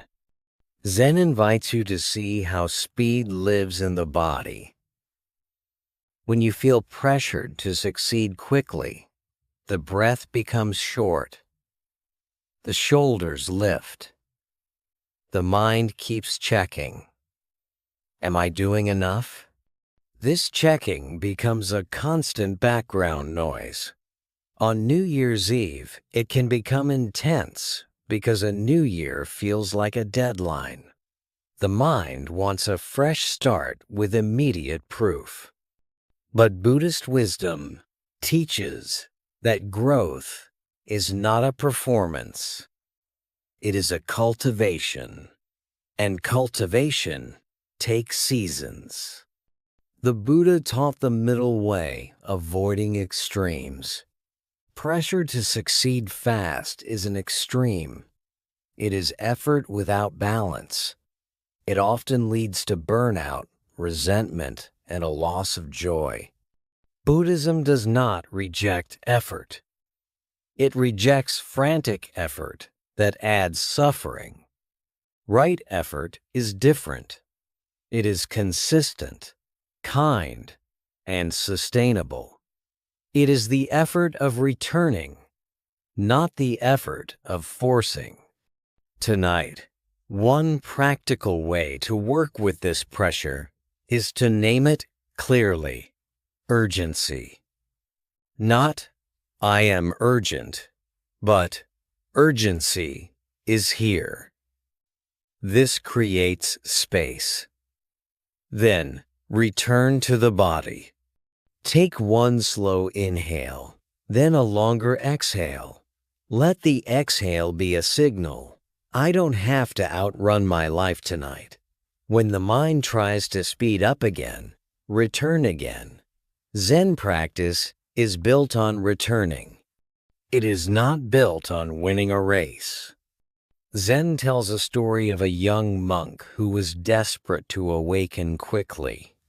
He asked his master, "How long will enlightenment take?" The master said, 10 years. The monk, shocked, replied, "What if I practice twice as hard?" The master said, 20 years. The monk felt angry. "Why would more effort take longer?"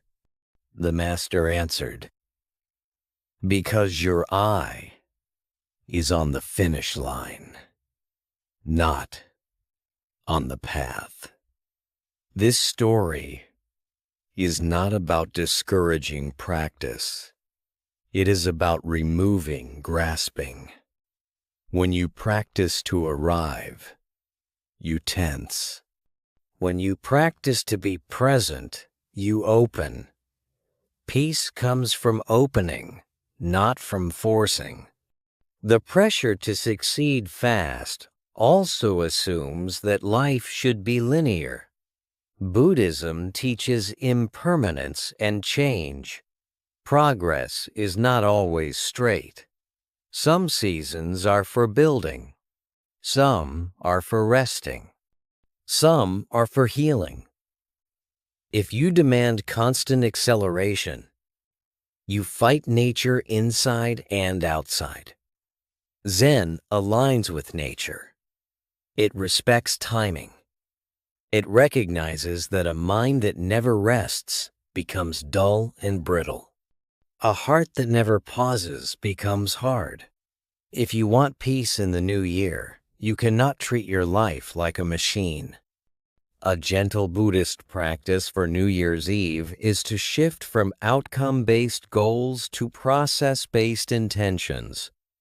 Outcome-based goals demand quick proof. I must achieve X by March. Process-based intentions guide the heart. I will take one step each day that reduces suffering. This is not vague. It is deeply practical. When your intention is the process, you can succeed every day because success becomes returning, not arriving. This is how the Buddha's path builds stability. Small, consistent acts of mindfulness and compassion. It helps to remember that true inner growth often looks invisible.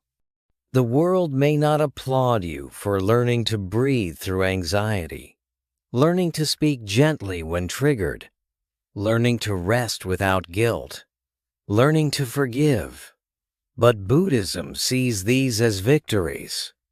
In the Dhammapada, the Buddha praises the person who conquers the mind because it is the hardest battle and the most freeing one. This inner conquest is not fast. It is gradual. And that is okay. If you feel the pressure to succeed fast, ask yourself, what am I afraid will happen if I go slowly? Often the answer is, I'll be judged. I'll be ignored. I'll miss my chance. I'll prove I'm not enough. Buddhism meets these fears with compassion and wisdom.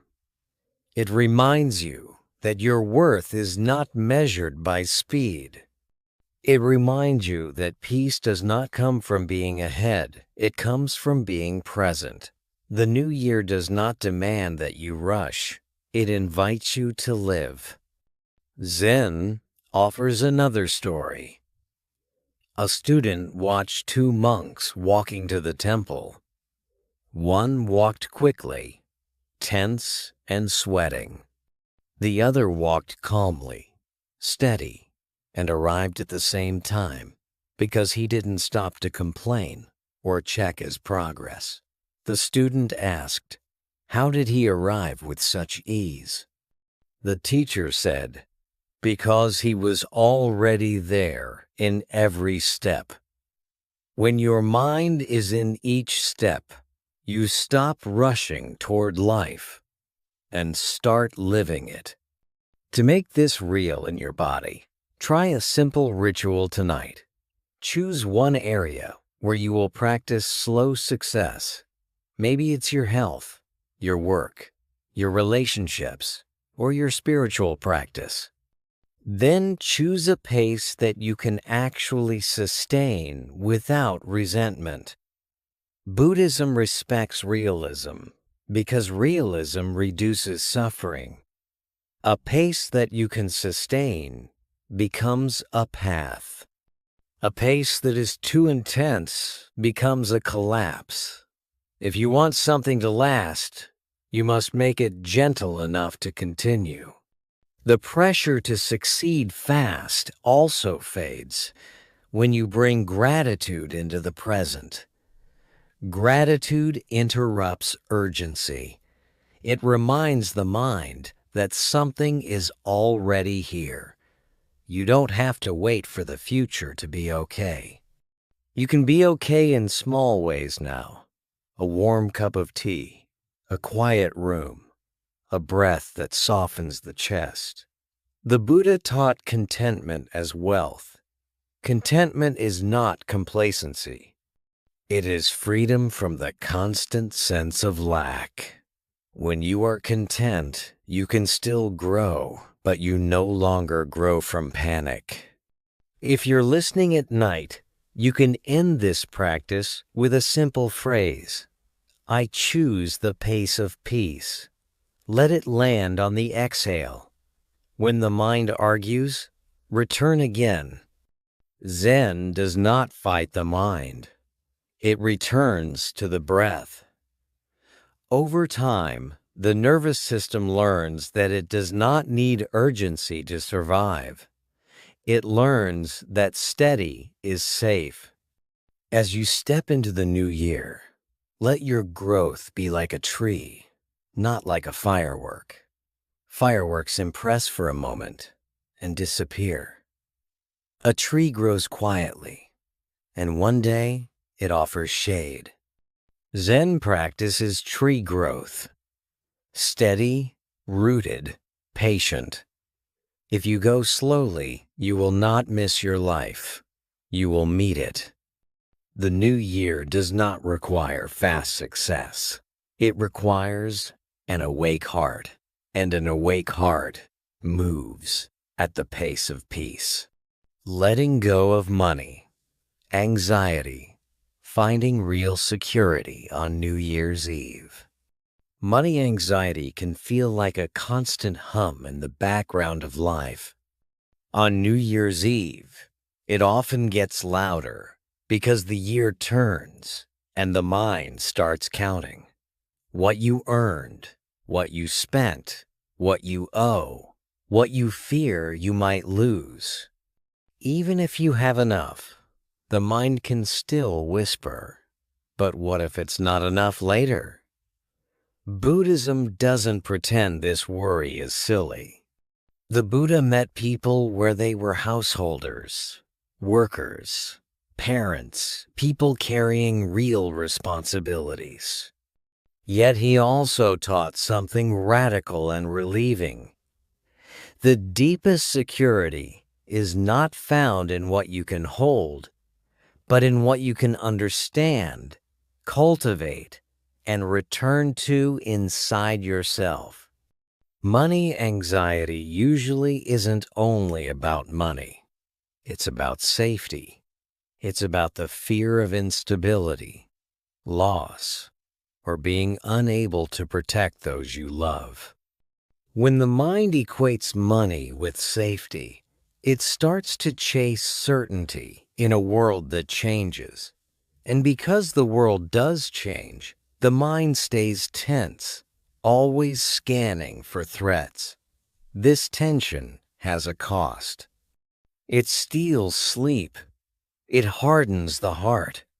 It can even make you less wise because fear pushes you into impulsive decisions or constant overthinking.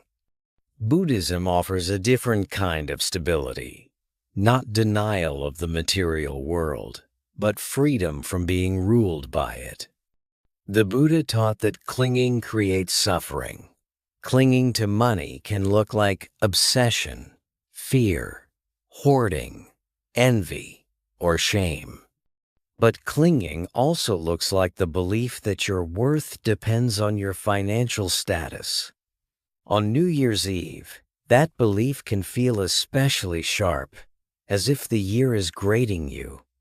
Zen gently says, "You are not a number. You are a living heart. Your value is not measured by your bank account, and your peace cannot be purchased by perfect financial control." A practical place to begin tonight is with honest awareness of how money anxiety shows up in the body. You might notice tightness around the ribs, a clenched jaw, a knot in the stomach, a restless urge to figure it out right now. Zen practice begins with what is immediate.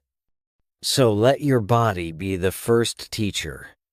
Exhale slowly and feel the shoulders drop. Unclench the hands. Let the belly soften. You are not fixing the economy in this breath. You are simply stepping out of panic. In Buddhism, calming the body is not avoidance. It's creating the conditions for wisdom. Then, name what is here without making it your identity. Instead of, "I'm financially insecure," try, "Fear is here." Instead of, "I'm failing," try, "Worry is here." This small shift matters because it turns the problem from a permanent self-judgment into a passing experience. Experiences can be met. They can be understood. They can change.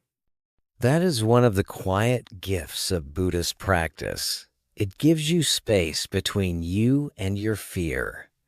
Zen doesn't tell you to stop being responsible. It tells you to stop confusing anxiety with responsibility. Responsibility is wise action. Anxiety is mental noise. Wise action can be done calmly. Noise cannot. Tonight, choose a simple boundary. If there is one practical step I can take, I will take it tomorrow. Tonight, I will rest. This is not laziness. This is skillful timing. A rested mind makes better choices. The Buddha spoke often about the mind's habits, how it creates suffering by chasing and fearing.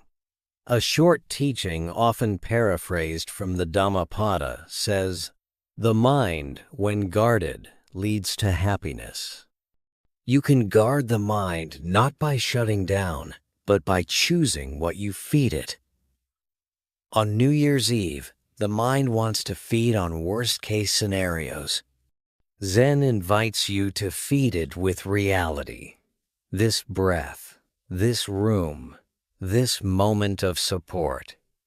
The future may be uncertain, but uncertainty does not need to become terror.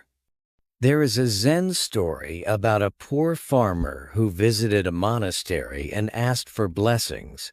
The monk offered him rice and warm tea. The farmer looked embarrassed and said, "I wish I could be secure like you." The monk smiled and asked, "Are you warm right now?" The farmer said yes. "Are you fed right now?" "Yes." "Do you have breath right now?" "Yes," the monk said. "Then you have 3 kinds of wealth this moment. Don't let tomorrow steal today's shelter." The story doesn't deny poverty. It points to a hidden habit. The mind tries to live in a future it cannot guarantee, and in doing so, it forgets the real support that already exists.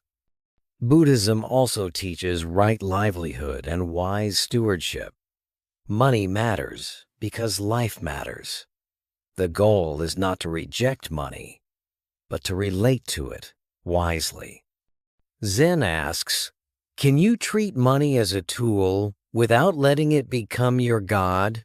Can you earn honestly, spend thoughtfully, give when you can, and still keep your heart soft? This is a spiritual practice in daily life.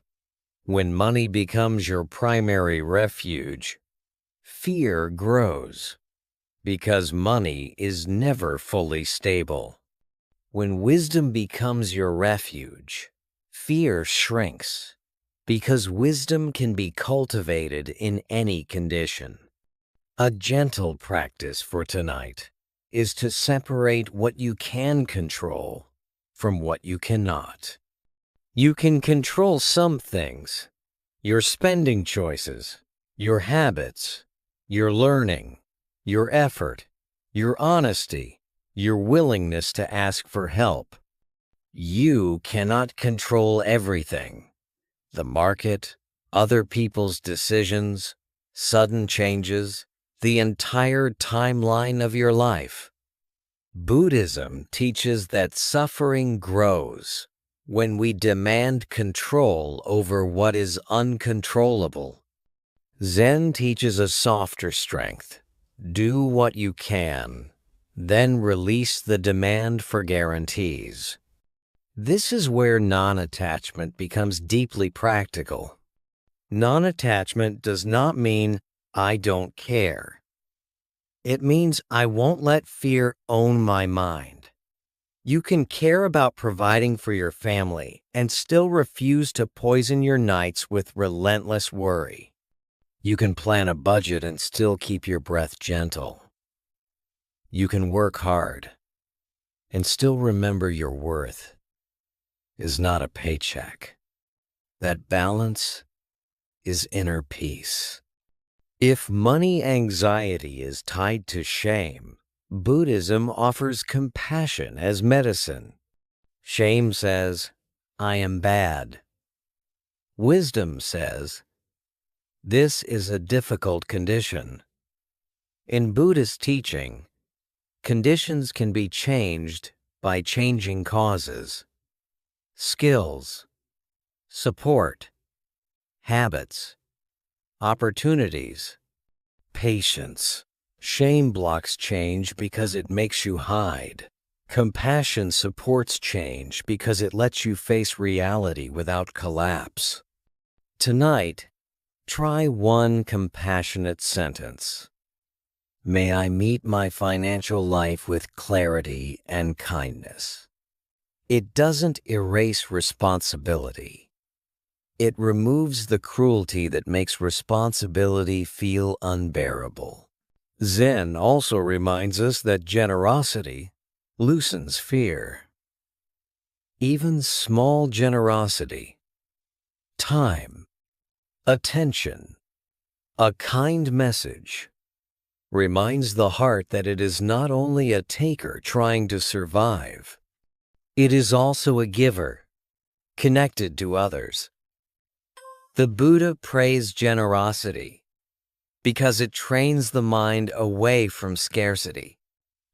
This doesn't mean giving what you don't have. And, quote, it means keeping the heart from shrinking into panic. On New Year's Eve, you can make a simple intention. This year, I will build security in 2 ways: practical planning and inner steadiness. Practical planning might mean learning, budgeting, simplifying, seeking guidance. Inner steadiness means breathing, mindfulness, compassion, and releasing catastrophic thinking. When these 2 work together, your life becomes more stable, Not because uncertainty disappears, but because you meet uncertainty with a calm mind. If you need a closing ritual before sleep, keep it short. Place a hand on your chest and take a slow breath. Then say inwardly, "Tonight I release my demand for certainty. Tomorrow I will take one wise step." That is Zen. One breath, one step, no drama. The mind may still worry, but you don't have to follow it. Each time it pulls you into fear, return to the body, return to the breath, return to what is real. Money will come and go in seasons, but the heart that knows how to return, how to breathe, how to see clearly, how to act wisely, can remain steady through those seasons. That is the kind of wealth Buddhism points to. And on New Year's Eve, that wealth is available now. A quiet mind, a softened body, and the courage to meet life one day at a time. Letting go of loneliness. Healing the feeling that no one truly sees you. Loneliness can be one of the quietest pains we carry, and also one of the heaviest. On New Year's Eve, it can become sharper because the world looks loud with celebration, and the heart can feel like it's standing outside a warm room, watching through a window. Even if you're surrounded by people, loneliness can still be there. Buddhism understands this deeply. It doesn't treat loneliness as a personal flaw. It treats it as a human condition, a signal that the heart longs for connection, safety, and being understood. The suffering doesn't come from needing connection. It comes from believing you're separated forever. In Buddhist teaching, suffering often grows when the mind turns a feeling into an identity. Loneliness says, "I am alone," and suddenly a temporary experience becomes a permanent sentence. Zen gently breaks that spell by changing the language. Instead of, "I am alone," we say, "Loneliness is here." That may sound small, but it's a doorway. If loneliness is here, then it can also change. It can be met. It can be held. It can soften.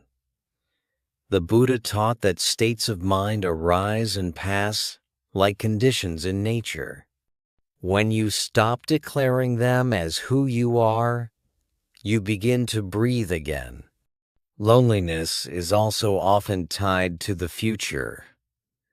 The mind whispers, "It will always be like this," or "No one will ever understand me." These are not facts. They are fear speaking in the voice of certainty. Zen practice doesn't argue with these thoughts. It returns to what is real. And what is real tonight is that you are breathing. You are alive. You are aware. Even if no one else is in the room, awareness is not absent. In Buddhism, this is a profound shift. You learn that aloneness is not the same as abandonment. Aloneness is a situation. Abandonment is a story the mind adds. A gentle practice for New Year's Eve begins in the body, because loneliness is not only emotional, it's physical. It often feels like a hollow place in the chest, a tight throat, a heaviness behind the eyes, a restless ache that can't name itself. Let your practice be simple. Feel the support beneath you. Let your shoulders drop. Take one slow inhale, and then a longer exhale, as if you are saying, "I don't have to fight this feeling. In Zen, we don't heal by rejecting what we feel. We heal by staying present with it without turning it into a life sentence. The Buddha taught loving kindness as a direct medicine for the heart. In the Metta Sutta, the spirit is clear. Let none deceive another. Let none through anger wish harm. At its core, loving kindness means you stop being an enemy to yourself. When loneliness appears, the harsh mind often joins it. What's wrong with me? Or, why am I like this? Buddhism invites a different response, compassion. Not pity, not weakness. Compassion as warmth and steadiness. Tonight, you can practice this warmth inwardly, even if you can't receive it from others right now. Try placing a hand over your heart, not as a performance, but as a signal of care. Then offer a simple phrase, slowly, like a lullaby. May I be safe. May I be peaceful. May I be held by kindness. You are not forcing a mood. You are creating conditions. In Buddhism, conditions matter. When the inner environment becomes kinder, loneliness becomes less toxic. It becomes a feeling you can hold, rather than a storm that holds you. Zen offers a story that speaks directly to the ache of being unseen. A student went to a teacher and said, "I feel alone, even around people." The teacher gave him a small bell and said, "Ring it." The student rang it, and the sound filled the room. The teacher asked, "Where is the sound now?" The student said, "It's gone." The teacher nodded. And yet, when it was here, it belonged to everything. The air carried it. The walls received it. Your ears knew it. You call yourself alone because you look for a person to hold you. But life is holding you in ways you forget to notice. The lesson is not that relationships don't matter. They do. The lesson is that connection is larger than one form. Even now, you are in relationship with breath, with gravity, with time, with the world that supports you. Buddhism also teaches interdependence. Nothing exists alone. Your life is woven from countless, visible and invisible supports: food grown by hands you may never meet, roads built by strangers, teachers who shaped your thinking, friends who once offered kindness, even brief moments of care that changed your day. Loneliness narrows attention until you only see what is missing. Zen widens attention until you also see what is present. This doesn't erase the ache, but it balances it. Balance is the beginning of peace. A practical way to turn loneliness into healing is to shift from "why am I alone" to "how can I be connected in a real way?" Zen answers. Start small. Start honest. Start where your hands already are. Connection does not have to begin with a crowd. It can begin with one sincere act. Sending a kind message. Joining a quiet community. Choosing one person to speak honestly with. Or offering help where you can. Buddhism praises compassionate action not as being nice, but as a way to dissolve the illusion of separation. When you give kindness, you remember you are part of life. If loneliness feels overwhelming, it can also help to recognize the difference between solitude and isolation. Solitude can be nourishing. Isolation is painful. Zen transforms isolation into solitude by bringing presence, gentleness, and meaning into the alone time. Tonight, you can treat your room like a small temple of rest. Dim the lights. Let your breath slow. Listen to the quiet without judging it. In Zen, silence is not empty. It is spacious. And spaciousness can become refuge. There is another Zen story. A monk asked his teacher, "What should I do when I feel alone?" The teacher replied, "Make tea." The monk was confused. The teacher said, "When you make tea, water meets leaf, heat meets kettle, hands meet cup. Nothing is alone." The monk made tea and felt his body settle. This is Zen's genius. It returns you to simple reality. Loneliness often lives in the mind story. Presence lives in direct experience. When you inhabit experience, the story loses its grip. On New Year's Eve, loneliness can also be connected to grief.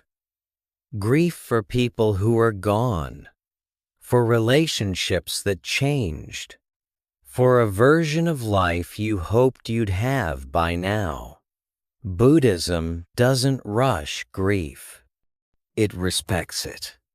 It teaches that love and loss are intertwined in an impermanent world. If you are grieving tonight, you do not have to be strong.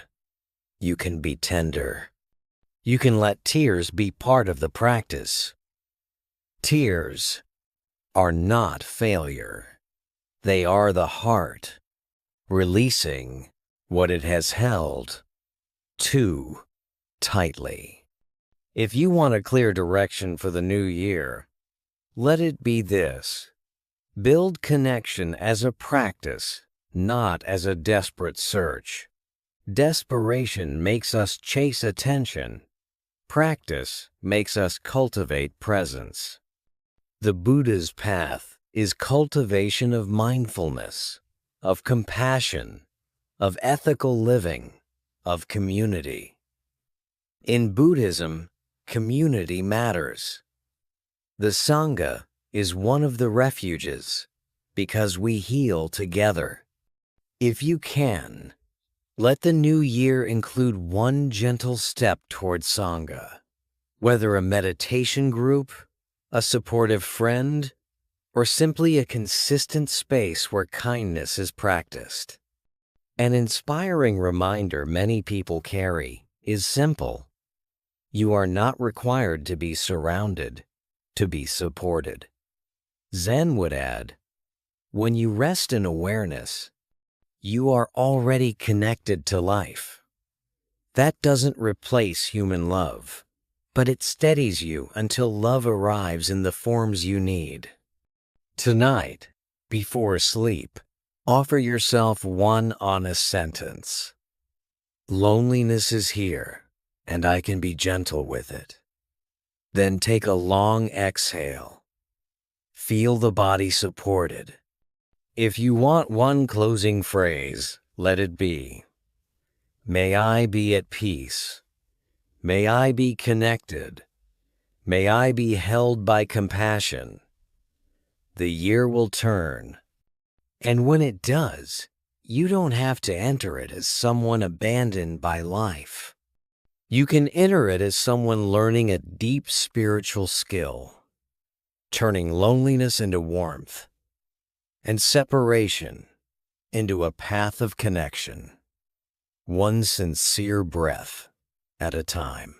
Letting go of the fear of starting over, A Buddhist New Year's Eve for rebirth. Starting over sounds hopeful, but for many hearts, it also sounds terrifying. On New Year's Eve, the calendar turns, and the mind quietly wonders, do I have the strength to begin again? If you've been through loss, burnout, failure, heartbreak, or long seasons of uncertainty, the idea of starting over can feel like standing at the edge of a cold ocean, knowing you need to step in, but not wanting the shock. Buddhism meets this fear with a deeply comforting truth. You don't have to start over all at once. Rebirth is not only a big event. In the Dharma, rebirth happens in small moments, every time you release a harmful habit and return to awareness. Fear of starting over is often fear of repeating pain. The mind remembers what happened last time you tried. Disappointment, embarrassment, rejection, exhaustion. So it protects you by hesitating. This protection makes sense. But Zen asks a gentle question. Is your hesitation protecting you or imprisoning you? In Buddhism, clinging to the familiar even when it hurts creates suffering because it blocks the movement of life. Starting over isn't a demand to be fearless. It's an invitation to move with wisdom. The Buddha taught impermanence. Everything changes.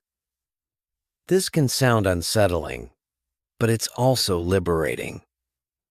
If everything changes, then your current stuckness is not permanent. Your fear is not permanent. Your identity is not permanent. On New Year's Eve, this teaching becomes medicine. You are not condemned to remain the person you were in your worst moment. You can begin again.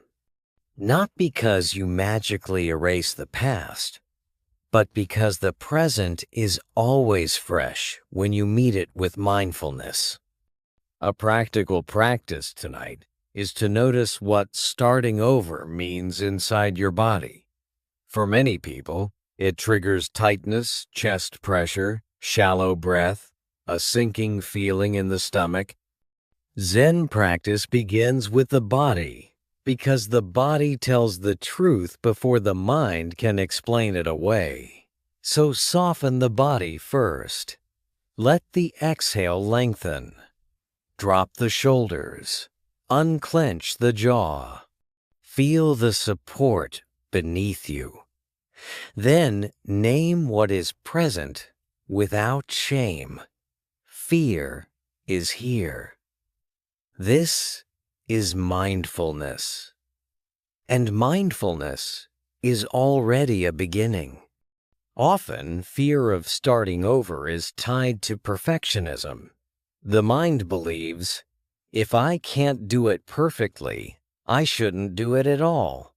But Buddhism teaches the middle way. It teaches gradual training. The Buddha's path is not a single leap. It is steady cultivation.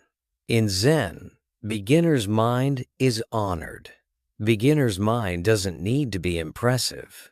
It only needs to be sincere. This is why Zen can be so healing. It gives you permission to be new again. Zen offers a story. A student told his teacher, "I want to begin, but I'm afraid."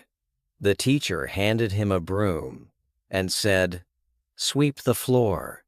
The student sighed, thinking it was pointless. But as he swept, the room became clearer, the air lighter. The teacher said, "Starting over is like sweeping. You don't clean the entire world. You clean one small space. Then you breathe easier. Then you continue." This is a profound teaching for New Year's Eve. You don't begin a new life by solving everything. You begin by clearing one small corner of suffering. Buddhism also teaches that the mind creates its own rebirth moment by moment. Every time you choose resentment, you are reborn into resentment. Every time you choose fear, you are reborn into fear. And every time you choose awareness, you are reborn into clarity. This is not mystical. It is practical psychology with spiritual depth. On New Year's Eve, you can choose a different rebirth. One breath of release, one moment of kindness, one step away from an old pattern. To make this practice real, choose one area where you want to begin again. Keep it simple. It might be your sleep, your health, your relationships, your work, your inner peace. Then choose one action that is so small you can do it without terror. A 5-minute walk, a glass of water, a message to one safe person, 10 minutes of meditation, cleaning, one drawer, writing one honest sentence. This is where I am. In Buddhism, small actions matter because they change conditions. Conditions shape the mind. The mind shapes the life. Fear also shrinks when you stop seeing starting over as proof. Many people fear beginning again because they believe it will expose their weakness.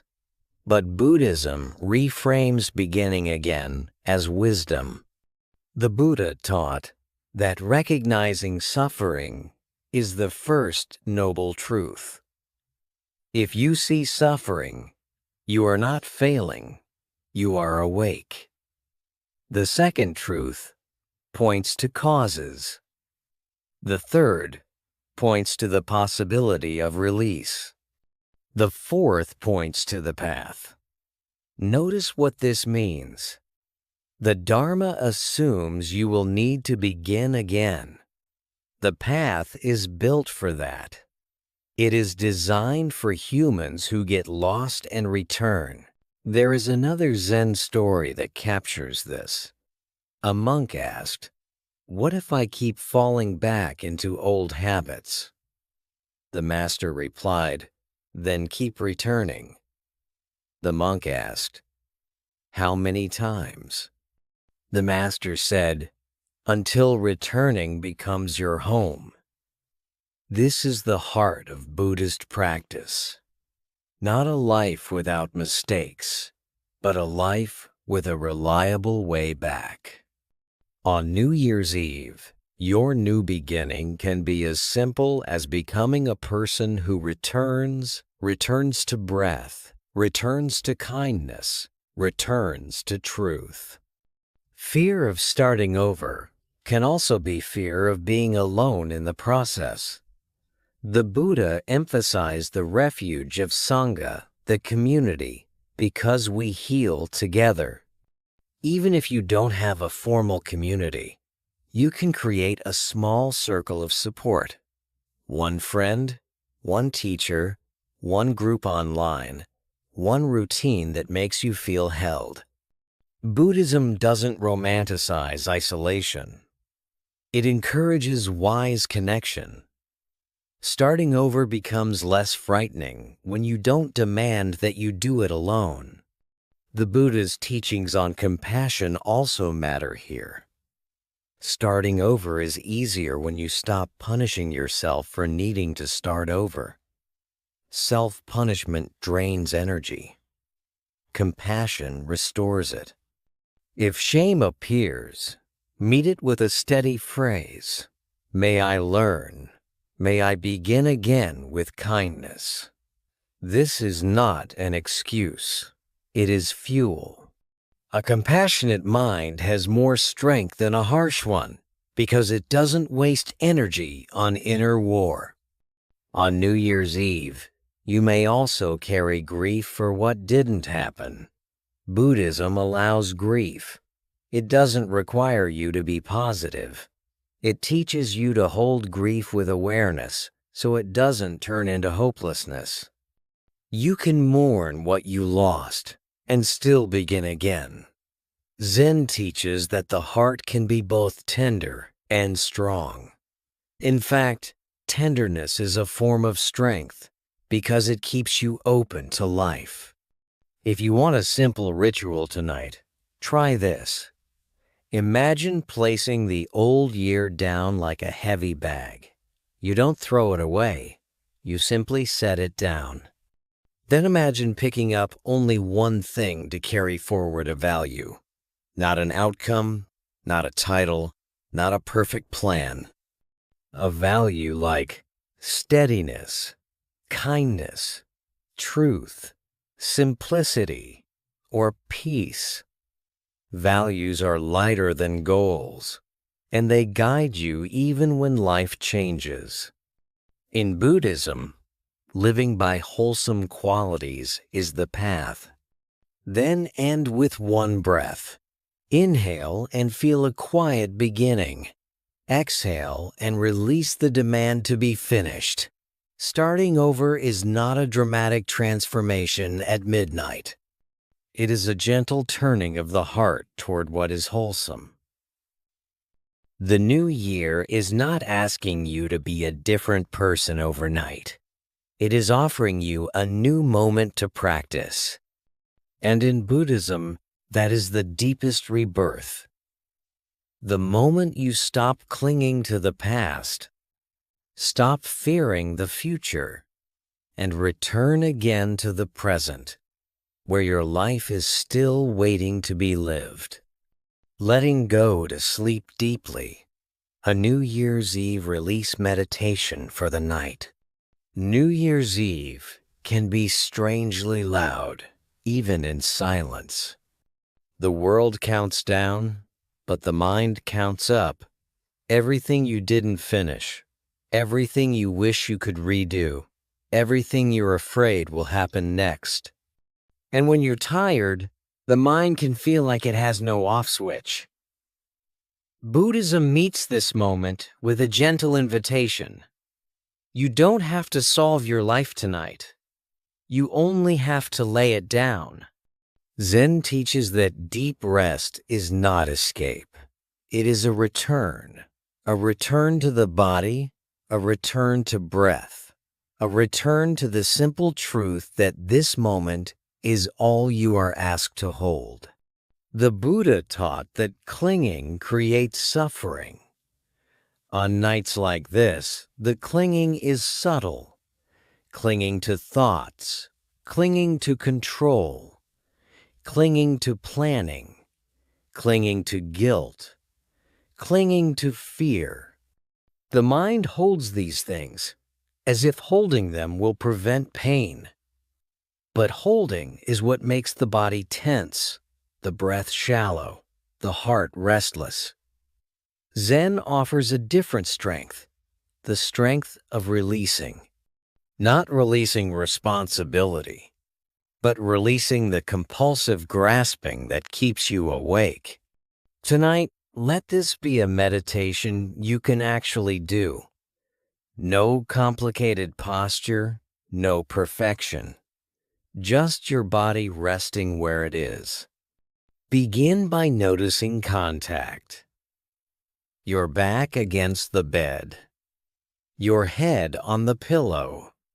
Your hands resting. Let your eyes soften. If they are open, allow them to become gentle. If they are closed, allow the muscles around them to release. In Zen, the first step is always the same. Arrive.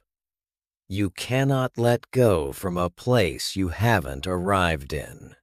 Now bring attention to breathing, not forcing, not controlling, just noticing. Feel the inhale come in.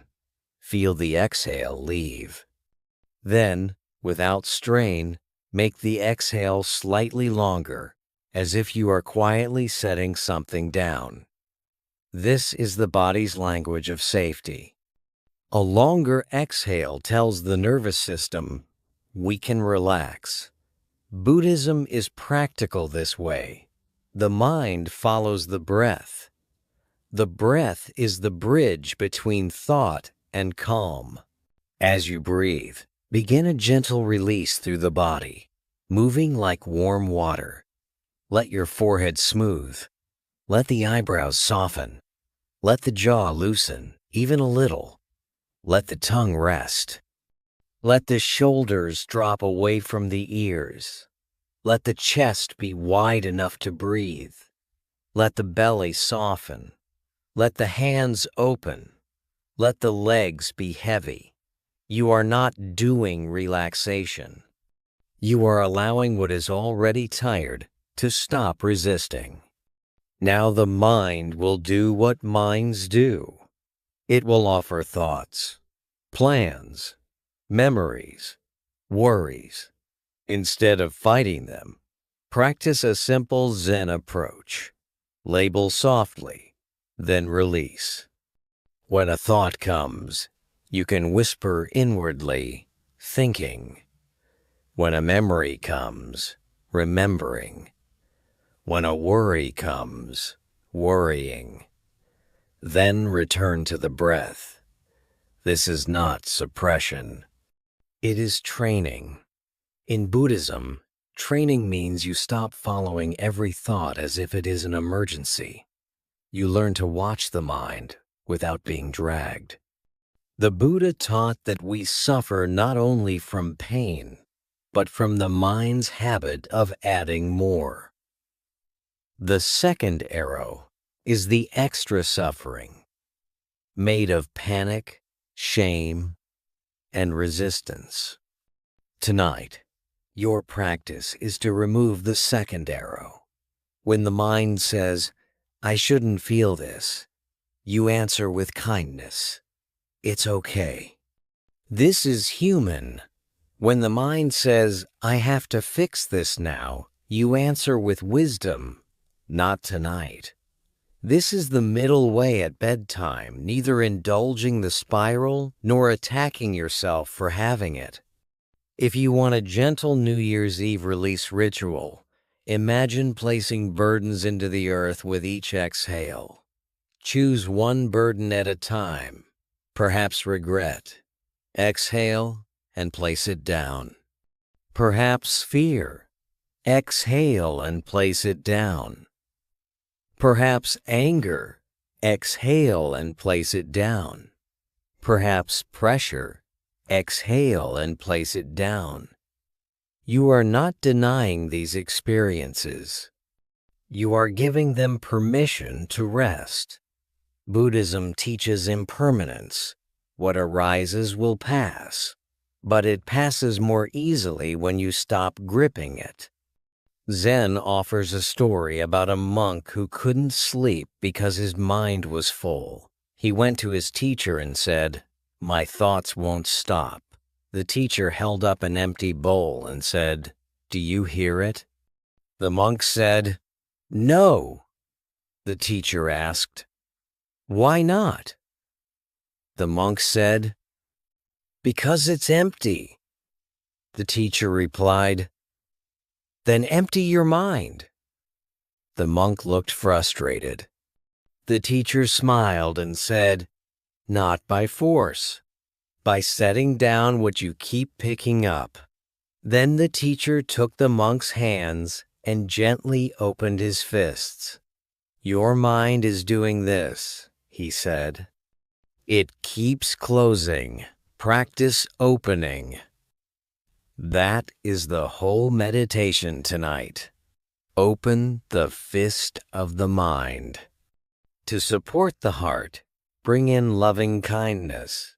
Buddhism teaches metta as a balm for restlessness. You can repeat a simple phrase slowly, matching it to the breath. Inhale, may I be safe. Exhale, may I be at peace. Inhale, may my mind be gentle. Exhale, may my heart be free. These phrases are not magic.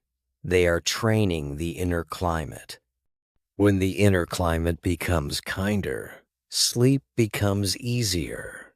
A harsh mind cannot rest. A gentle mind can. If loneliness appears, hold it softly. Loneliness is here. Then return to metta. May I be held by compassion. If grief appears, allow it. Grief is here.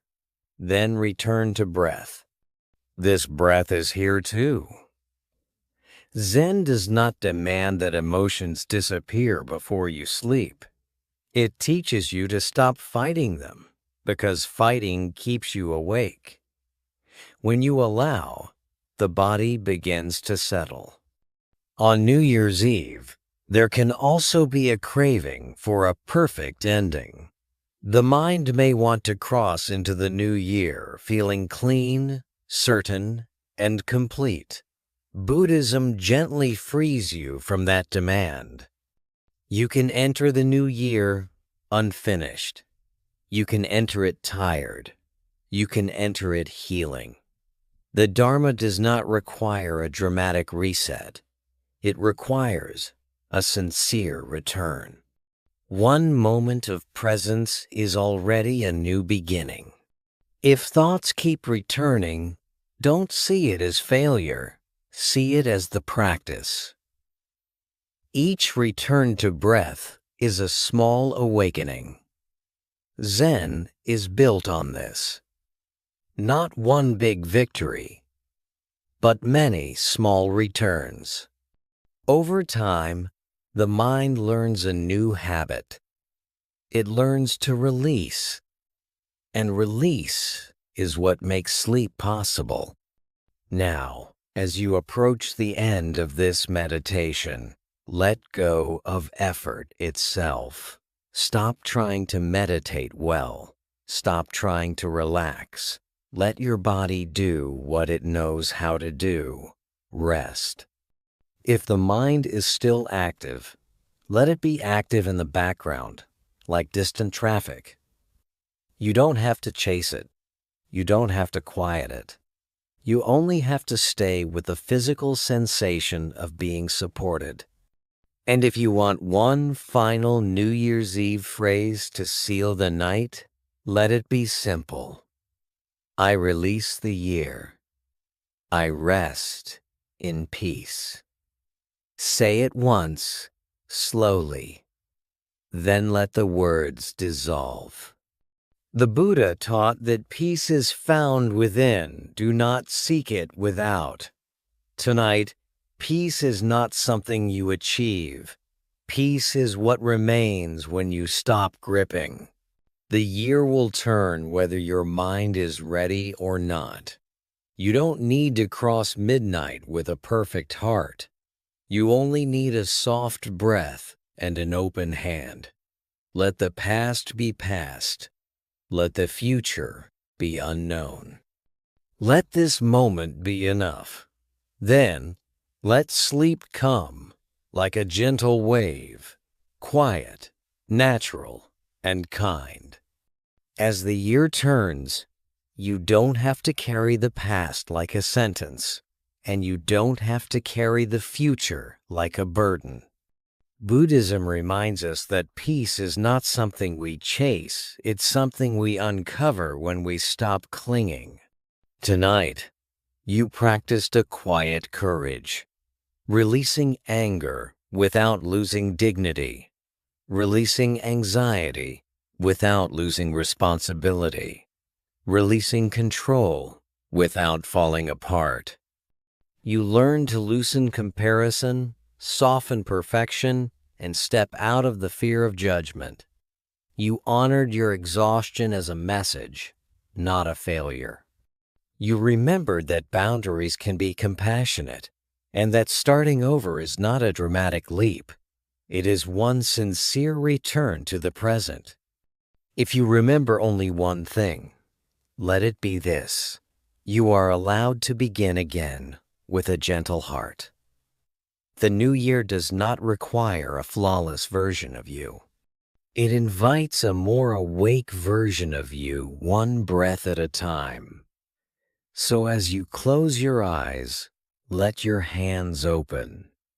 Let the jaw release. Let the exhale be long. And let this moment be enough. May your mind be calm. May your heart be light. May you enter the new year in peace.